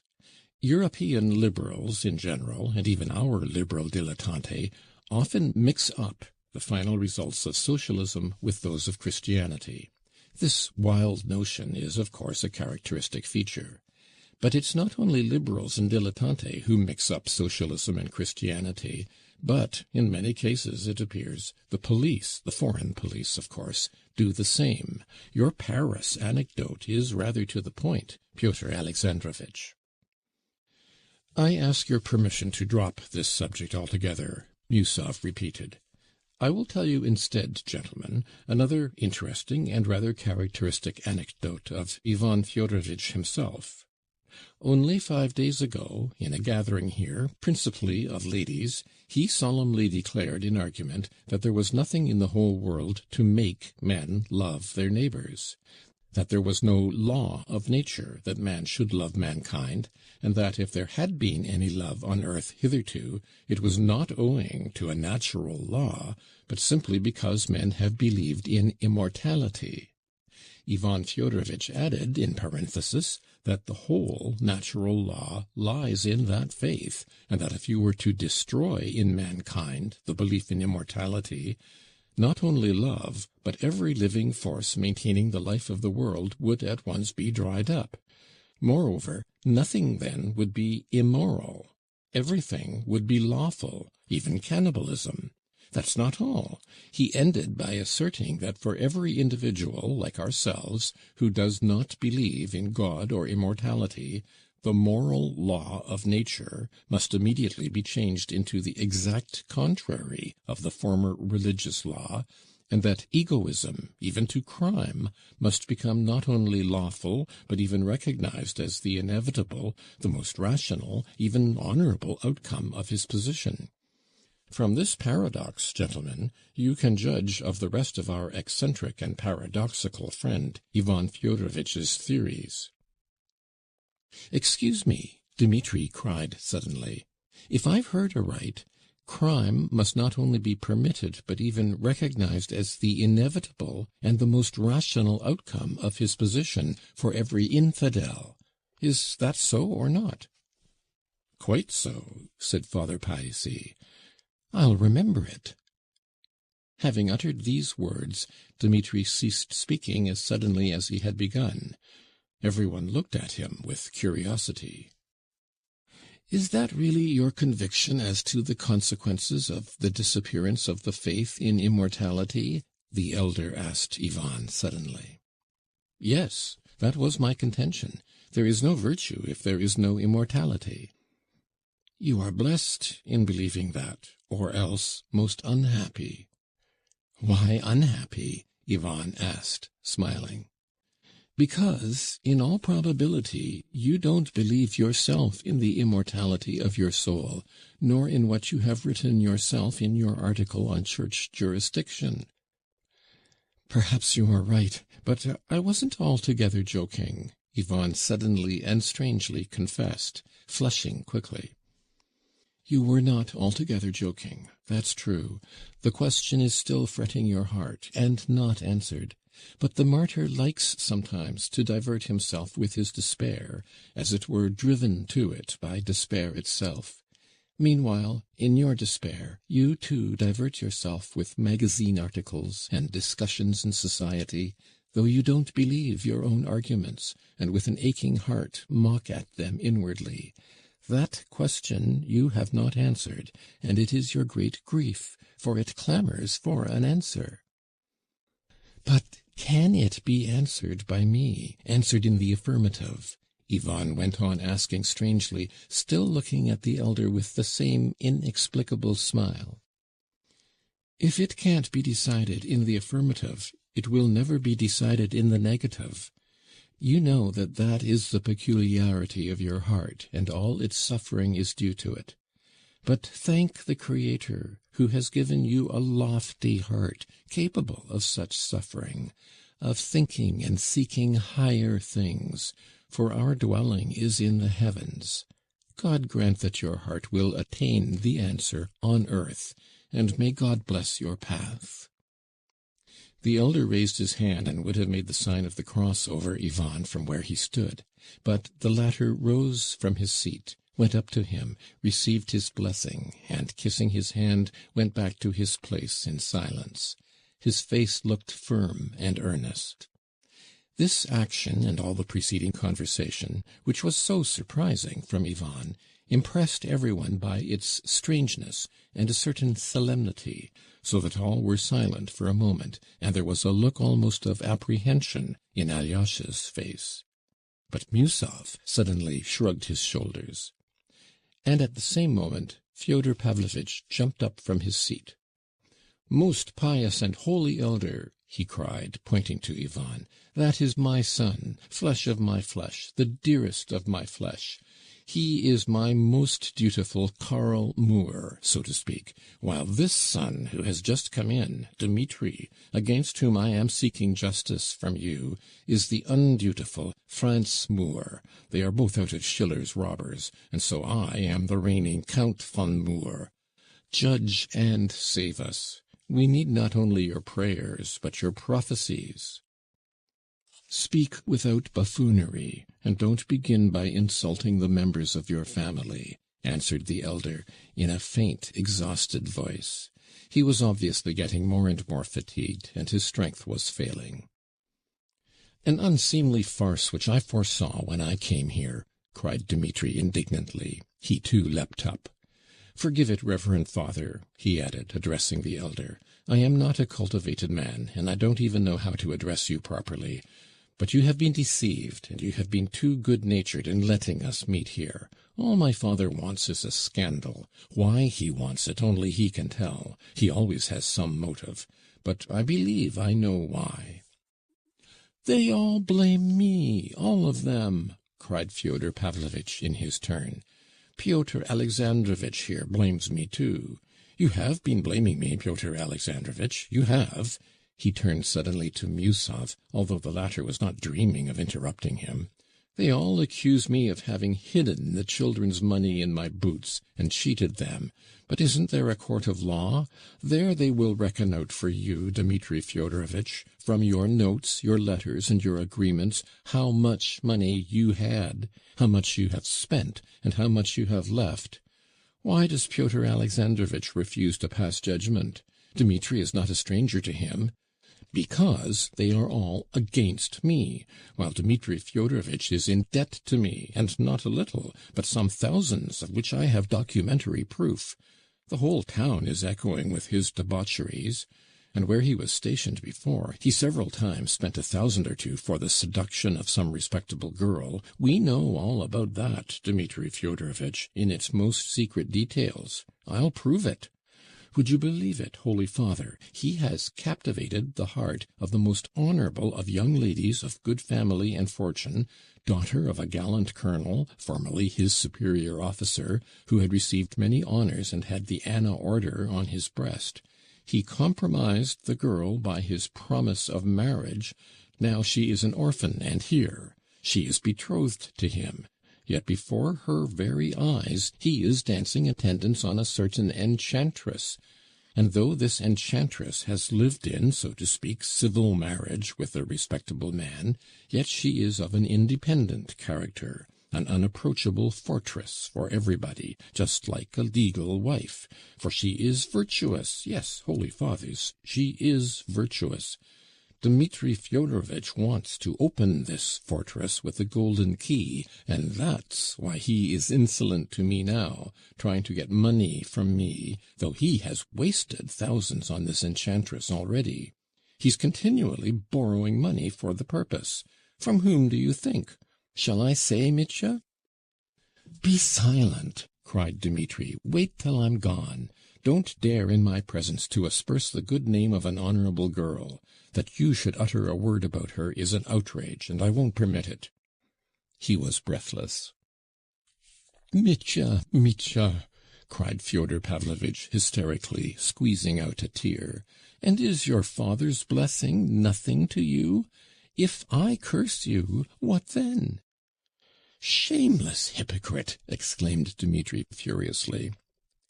"He says that to his father. His father! What would he be with others?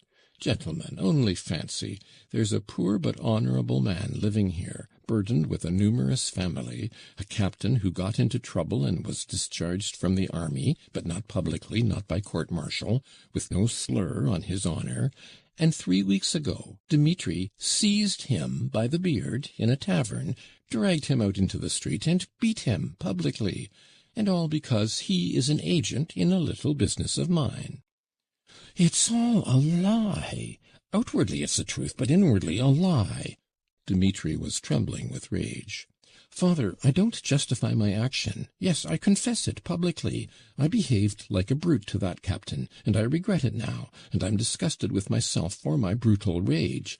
But this captain, this agent of yours, went to that lady whom you call an enchantress, and suggested to her from you that she should take IOUs of mine which were in your possession, and should sue me for the money, so as to get me into prison by means of them, if I persisted in claiming an account from you of my property. Now you reproach me for having a weakness for that lady, when you yourself incited her to captivate me. She told me so to my face. She told me the story and laughed at you. You wanted to put me in prison because you were jealous of me with her, because you'd begun to force your attentions upon her, and I know all about that, too. She laughed at you for that as well. You hear? She laughed at you, as she described it. So here you have this man, this father, who reproaches his profligate son. Gentlemen, forgive my anger, but I foresaw that this crafty old man would only bring you together to create a scandal. I had come to forgive him if he held out his hand, to forgive him and ask forgiveness. But as he has just this minute insulted not only me, but an honourable young lady, for whom I feel such reverence that I dare not take her name in vain, I have made up my mind to show up his game, though he is my father." He could not go on. His eyes were glittering, and he breathed with difficulty. But everyone in the cell was stirred. All except Father Zossima got up from their seats uneasily. The monks looked austere, but waited for guidance from the elder. He sat still, pale, not from excitement, but from the weakness of disease. An imploring smile lighted up his face. From time to time he raised his hand as though to check the storm, and, of course, a gesture from him would have been enough to end the scene, but he seemed to be waiting for something, and watched them intently, as though trying to make out something which was not perfectly clear to him. At last Musov felt completely humiliated and disgraced. "We are all to blame for this scandalous scene," he said hotly, "but I did not foresee it when I came, though I knew with whom I had to deal. This must be stopped at once. Believe me, your reverence, I had no precise knowledge of the details that have just come to light. I was unwilling to believe them, and I learned for the first time. A father is jealous of his son's relations with a woman of loose behavior, and intrigues with the creature to get his son into prison. This is the company in which I have been forced to be present. I was deceived. I declare to you all that I was as much deceived as anyone." "Dmitri Fyodorovitch!" yelled Fyodor Pavlovitch suddenly, in an unnatural voice. "If you were not my son, I would challenge you this instant to a duel, with pistols at 3 paces, across a handkerchief," he ended, stamping with both feet. With old liars who have been acting all their lives, there are moments when they enter so completely into their part that they tremble or shed tears of emotion in earnest, though at that very moment, or a second later, they are able to whisper to themselves, "You know you are lying, you shameless old sinner. You're acting now, in spite of your holy wrath." Dmitri frowned painfully, and looked with unutterable contempt at his father. I thought, he said, in a soft and, as it were, controlled voice, that I was coming to my native place with the angel of my heart, my betrothed, to cherish his old age, and I find nothing but a depraved profligate, a despicable clown." "A duel!" yelled the old wretch again, breathless and spluttering at each syllable. "And you, Pyotr Alexandrovitch Musov, let me tell you that there has never been in all your family a loftier and more honest, you hear, more honest woman than this creature, as you have dared to call her. And you, Dmitri Fyodorovitch, have abandoned your betrothed for that creature, so you must yourself have thought that your betrothed couldn't hold a candle to her. That's the woman called a creature." "Shameful," broke from Father Iosif. "Shameful and disgraceful," Kalganov, flushing crimson, cried in a boyish voice, trembling with emotion. He had been silent till that moment. "Why is such a man alive?" Dmitri, beside himself with rage, growled in a hollow voice, hunching up his shoulders till he looked almost deformed. "Tell me, can he be allowed to go on defiling the earth?" He looked round at everyone and pointed at the old man. He spoke evenly and deliberately. "Listen, listen, monks, to the parricide!" cried Fyodor Pavlovitch, rushing up to Father Iosif. "That's the answer to your shameful. What is shameful? That creature, that woman of loose behavior, is perhaps holier than you are yourselves, you monks who are seeking salvation. She fell, perhaps, in her youth, ruined by her environment, but she loved much, and Christ himself forgave the woman who loved much." "It was not for such love Christ forgave her," broke impatiently from the gentle Father Iosif. "Yes, it was for such, monks, it was. You save your souls here eating cabbage, and think you are the righteous. You eat a gudgeon a day, and you think you bribe God with gudgeon." "This is unendurable," was heard on all sides in the cell. But this unseemly scene was cut short in a most unexpected way. Father Zossima rose suddenly from his seat. Almost distracted with anxiety for the elder and everyone else, Alyosha succeeded, however, in supporting him by the arm. Father Zossima moved towards Dmitri, and, reaching him, sank on his knees before him. Alyosha thought that he had fallen from weakness, but this was not so. The elder distinctly and deliberately bowed down at Dmitri's feet till his forehead touched the floor. Alyosha was so astounded that he failed to assist him when he got up again. There was a faint smile on his lips. "Good-bye. Forgive me, all of you," he said, bowing on all sides to his guests. Dmitri stood for a few moments in amazement. Bowing down to him, what did it mean? Suddenly he cried aloud, "Oh, God!" hid his face in his hands, and rushed out of the room. All the guests flocked out after him, in their confusion not saying good-bye or bowing to their host. Only the monks went up to him again for a blessing. What did it mean, falling at his feet like that? Was it symbolic, or what? Said Fyodor Pavlovitch, suddenly quieted, and trying to reopen conversation without venturing to address anybody in particular. They were all passing out of the precincts of the hermitage at the moment. "I can't answer for a madhouse and for madmen," Musov answered at once ill-humouredly, "but I will spare myself your company, Fyodor Pavlovitch, and trust me, for ever. Where's that monk?" That monk, that is, the monk who had invited them to dine with the superior, did not keep them waiting. He met them as soon as they came down the steps from the elder's cell, as though he had been waiting for them all the time. "Reverend Father, kindly do me a favor. Convey my deepest respect to the Father Superior, apologize for me, personally, Musov, to his Reverence, telling him that I deeply regret that owing to unforeseen circumstances I am unable to have the honor of being present at his table, greatly as I should desire to do so," Musov said irritably to the monk. "And that unforeseen circumstance, of course, is myself," Fyodor Pavlovitch cut in immediately. "Do you hear, Father? This gentleman doesn't want to remain in my company, or else he'd come at once. And you shall go, Pyotr Alexandrovitch. Pray, go to the Father Superior, and good appetite to you. I will decline, and not you. Home, home, I'll eat at home. I don't feel equal to it here, Pyotr Alexandrovitch, my amiable relative." "I am not your relative, and never have been, you contemptible man."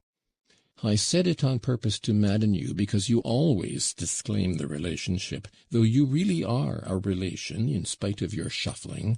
I'll prove it by the church calendar. As for you, Ivan, stay if you like. I'll send the horses for you later. Propriety requires you to go to the Father Superior, Pyotr Alexandrovitch, to apologize for the disturbance we've been making." "Is it true that you are going home? Aren't you lying?" "Pyotr Alexandrovitch, how could I dare after what's happened? Forgive me, gentlemen, I was carried away, and upset besides, and indeed I am ashamed. Gentlemen, one man has the heart of Alexander of Macedon, and another the heart of the little dog Fido. Mine is that of the little dog Fido. I am ashamed. After such an escapade, how can I go to dinner, to gobble up the monastery's sauces? I am ashamed. I can't. You must excuse me." "The devil only knows. What if he deceives us?" thought Musov, still hesitating, and watching the retreating buffoon with distrustful eyes. The latter turned round, and, noticing that Musov was watching him, waved him a kiss. "Well, are you coming to the Superior?" Musov asked Ivan abruptly. "Why not? I was especially invited yesterday." "Unfortunately, I feel myself compelled to go to this confounded dinner," said Musov with the same irritability, regardless of the fact that the monk was listening. "We ought at least to apologize for the disturbance, and explain that it was not our doing. What do you think?" "Yes, we must explain that it wasn't our doing. Besides, Father won't be there," observed Ivan. "Well, I should hope not. Confound this dinner." They all walked on, however. The monk listened in silence. On the road through the copse he made one observation, however, that the Father Superior had been waiting a long time, and that they were more than half an hour late. He received no answer. Yusov looked with hatred at Ivan. "Here he is, going to the dinner as though nothing had happened," he thought. "A brazen face, and the conscience of a Karamazov." End of section 11. Book 2, Chapter 7. A Young Man Bent on a Career. Alyosha helped Father Zossima to his bedroom, and seated him on his bed. It was a little room, furnished with the bare necessities. There was a narrow iron bedstead, with a strip of felt for a mattress. In the corner, under the icons, was a reading desk with the cross and the gospel lying on it. The elder sank exhausted on the bed. His eyes glittered, and he breathed hard. He looked intently at Alyosha, as though considering something. "Go, my dear boy, go. Porphyry is enough for me. Make haste, you are needed there. Go and wait at the Father Superior's table." "Let me stay here," Alyosha entreated. "You are more needed there. There is no peace there. You will wait and be of service. If evil spirits rise up, repeat a prayer, and remember, my son," the elder liked to call him that, "this is not the place for you in the future. When it is God's will to call me, leave the monastery. Go away for good." Alyosha started. "What is it? This is not your place for the time. I bless you for great service in the world. Yours will be a long pilgrimage, and you will have to take a wife, too. You will have to bear all before you come back. There will be much to do. But I don't doubt of you, and so I send you forth. Christ is with you. Do not abandon him, and he will not abandon you. You will see great sorrow, and in that sorrow you will be happy. This is my last message to you. In sorrow seek happiness. Work unceasingly. Remember my words, for although I shall talk with you again, not only my days but my hours are numbered." Alyosha's face again betrayed strong emotion. The corners of his mouth quivered. "What is it again?" Father Zossima asked, smiling gently. "The worldly may follow the dead with tears, but here we rejoice over the Father who is departing. We rejoice and pray for him. Leave me, I must pray. Go and make haste. Be near your brothers, and not near one only, but near both." Father Zossima raised his hand to bless him. Alyosha could make no protest, though he had a great longing to remain. He longed, moreover, to ask the significance of his bowing to Dmitri. The question was on the tip of his tongue, but he dared not ask it. He knew that the elder would have explained it unasked if he had thought fit, but evidently it was not his will. That action had made a terrible impression on Alyosha. He believed blindly in its mysterious significance. Mysterious and perhaps awful. As he hastened out of the hermitage precincts to reach the monastery in time to serve at the Father Superior's dinner, he felt a sudden pang at his heart, and stopped short. He seemed to hear again Father Zossima's words, foretelling his approaching end. What he had foretold so exactly must infallibly come to pass. Alyosha believed that implicitly. But how could he be left without him? How could he live without seeing and hearing him? Where should he go? He had told him not to weep and to leave the monastery. Good God! It was long since Alyosha had known such anguish. He hurried through the copse that divided the monastery from the hermitage, and, unable to bear the burden of his thoughts, he gazed at the ancient pines beside the path. He had not far to go, about 500 paces. He expected to meet no one at that hour, but at the first turn of the path he noticed Rakitin. He was waiting for someone.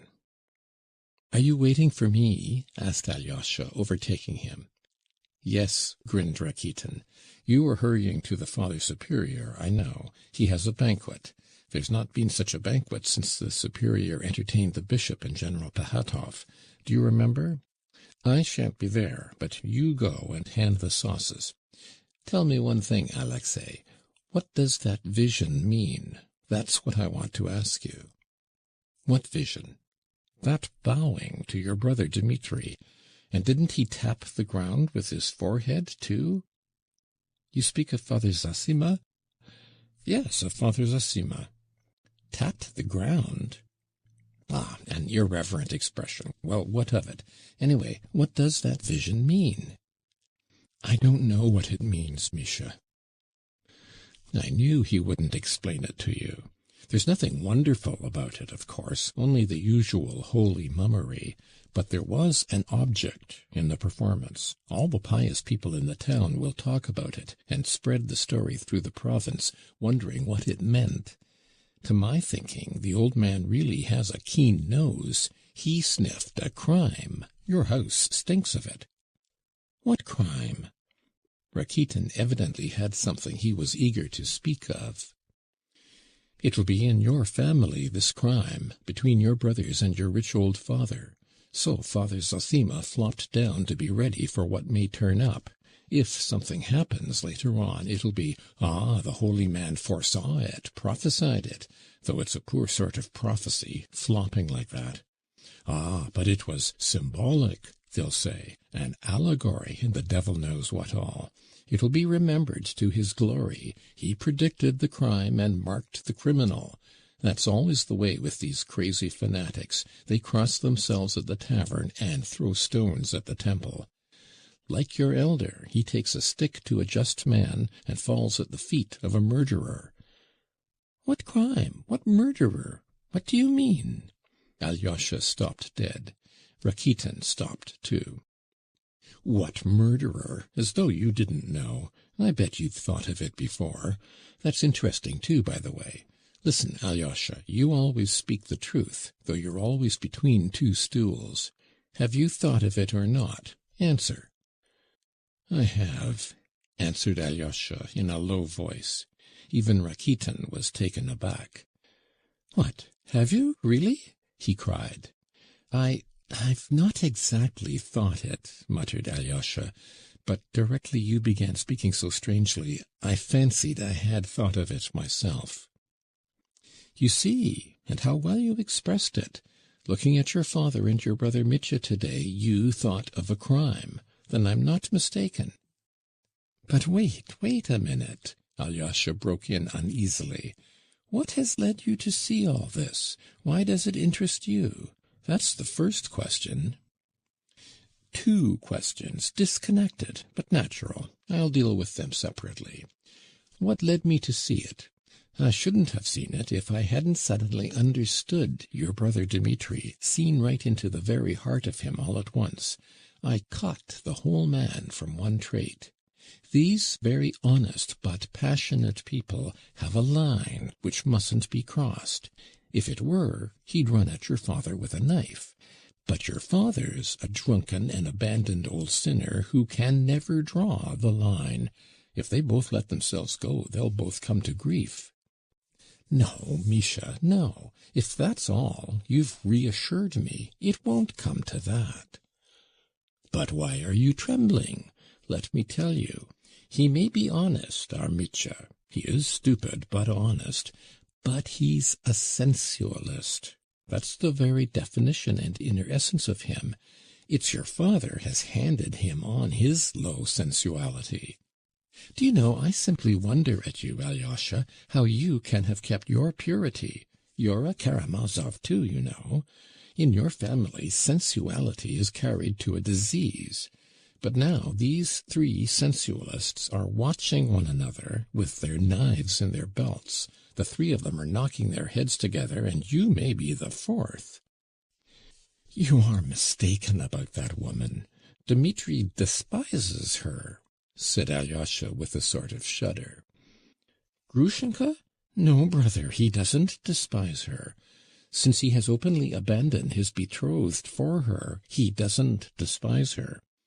There's something here, my dear boy, that you don't understand yet. A man will fall in love with some beauty, with a woman's body, or even with a part of a woman's body. A sensualist can understand that. And he'll abandon his own children for her, sell his father and mother and his country, Russia, too? If he's honest, he'll steal. If he's humane, he'll murder. If he's faithful, he'll deceive. Pushkin, the poet of women's feet, sung of their feet in his verse. Others don't sing their praises, but they can't look at their feet without a thrill, and it's not only their feet. Contempt's no help here, brother, even if he did despise Grushenka. He does, but he can't tear himself away. I understand that, Alyosha jerked out suddenly. Really? Well, I dare say you do understand, since you blurted out at the first word, said Rakitin malignantly. That escaped you unawares, and the confession's the more precious. So, it's a familiar subject. You've thought about it already. About sensuality, I mean. Oh, you virgin soul! You're a quiet one, Alyosha. You're a saint, I know. But the devil only knows what you've thought about, and what you know already. You are pure, but you've been down into the depths. I've been watching you a long time. You're a Karamazov yourself. You're a thorough Karamazov. No doubt birth and selection have something to answer for. You're a sensualist from your father, a crazy saint from your mother. Why do you tremble? Is it true, then? Do you know, Grushenka has been begging me to bring you along. I'll pull off his cassock, she says. You can't think how she keeps begging me to bring you. I wondered why she took such an interest in you. Do you know, she's an extraordinary woman, too. Thank her and say I'm not coming, said Alyosha with a strained smile. Finish what you were saying, Misha. I'll tell you my idea after. There's nothing to finish. It's all clear. It's the same old tune, brother. If even you are a sensualist at heart, what of your brother Ivan? He's a Karamazov, too. What is at the root of all you Karamazovs is that you're all sensual, grasping, and crazy. Your brother Ivan writes theological articles in joke for some idiotic unknown motive of his own, though he's an atheist, and he admits it's a fraud himself. That's your brother Ivan. He's trying to get Mitya's betrothed for himself, and I fancy he'll succeed, too. And what's more, it's with Mitya's consent. For Mitya will surrender his betrothed to him to be rid of her and escape to Grushenka. And he's ready to do that in spite of all his nobility and disinterestedness. Observe that. Those are the most fatal people. Who the devil can make you out? He recognizes his vileness and goes on with it. Let me tell you, too, the old man, your father, is standing in Mitya's way now. He has suddenly gone crazy over Grushenka. His mouth waters at the sight of her. It's simply on her account he made that scene in the cell just now, simply because Musov called her an abandoned creature. He's worse than a tomcat in love. At first she was only employed by him in connection with his taverns and in some other shady business, but now he has suddenly realized all she is and has gone wild about her. He keeps pestering her with his offers, not honorable ones, of course. And they'll come into collision, the precious father and son, on that path. But Grushenka favors neither of them. She's still playing with them and teasing them both, considering which she can get the most out of. For though she could filch a lot of money from the papa, he wouldn't marry her. And maybe he'll turn stingy in the end and keep his purse shut. That's where Mitya's value comes in. He has no money, but he's ready to marry her. Yes, ready to marry her, to abandon his betrothed, a rare beauty, Katerina Ivanovna, who's rich and the daughter of a colonel, and to marry Grushenka, who has been the mistress of a dissolute old merchant, Samsonov, a coarse, uneducated provincial mayor. Some murderous conflict may well come to pass from all this, and that's what your brother Ivan is waiting for. It would suit him down to the ground. He'll carry off Katerina Ivanovna, for whom he is languishing, and pocket her dowry of 60,000. That's very alluring to start with, for a man of no consequence and a beggar. And take note, he won't be wronging Mitya, but doing him the greatest service. For I know as a fact that Mitya only last week, when he was with some gypsy girls drunk in a tavern, cried out aloud that he was unworthy of his betrothed Katya, but that his brother Ivan, he was the man who deserved her. And Katerina Ivanovna will not in the end refuse such a fascinating man as Ivan. She's hesitating between the two of them already. And how has that Ivan won you all, so that you all worship him? He is laughing at you and enjoying himself at your expense. How do you know? How can you speak so confidently? Alyosha asked sharply, frowning. Why do you ask, and are frightened at my answer? It shows that you know I'm speaking the truth. You don't like Ivan. Ivan wouldn't be tempted by money. Really? And the beauty of Katerina Ivanovna is not only the money, though a fortune of 60,000 is an attraction. Ivan is above that. He wouldn't make up to anyone for thousands. It is not money, it's not comfort Ivan is seeking. Perhaps it's suffering he is seeking. What wild dream now! Oh, you aristocrats! Ah, Misha, he has a stormy spirit. His mind is in bondage. He is haunted by a great unsolved doubt. He is one of those who don't want millions, but an answer to their questions. That's plagiarism, Alyosha. You're quoting your elders' phrases. Ah, Ivan has set you a problem, cried Rakitin with undisguised malice. His face changed and his lips twitched. And the problem's a stupid one. It's no good guessing it. Rack your brains, you'll understand it. His article is absurd and ridiculous. And did you hear his stupid theory just now? If there's no immortality of the soul, then there's no virtue, and everything is lawful. And, by the way, do you remember how your brother Mitya cried out, I will remember? An attractive theory for scoundrels. I'm being abusive, that's stupid. Not for scoundrels, but for pedantic poseurs, haunted by profound unsolved doubts. He's showing off. And what it all comes to is, on the one hand we cannot but admit, and on the other it must be confessed. His whole theory is a fraud. Humanity will find in itself the power to live for virtue, even without believing in immortality. It will find it in love for freedom, for equality, for fraternity. Rakitin could hardly restrain himself in his heat, but suddenly, as though remembering something, he stopped short. Well, that's enough, he said with a still more crooked smile. Why are you laughing? Do you think I'm a vulgar fool? No, I never dreamed of thinking you a vulgar fool. You are clever, but never mind. I was silly to smile. I understand you're getting hot about it, Misha. I guess from your warmth that you are not indifferent to Katerina Ivanovna yourself. I've suspected that for a long time, brother. That's why you don't like my brother Ivan.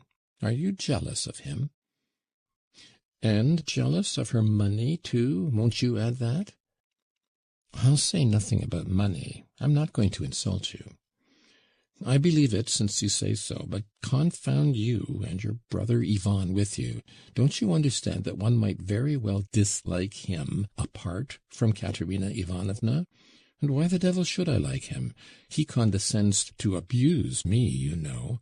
Why haven't I a right to abuse him? I've never heard of his saying anything about you, good or bad. He doesn't speak of you at all.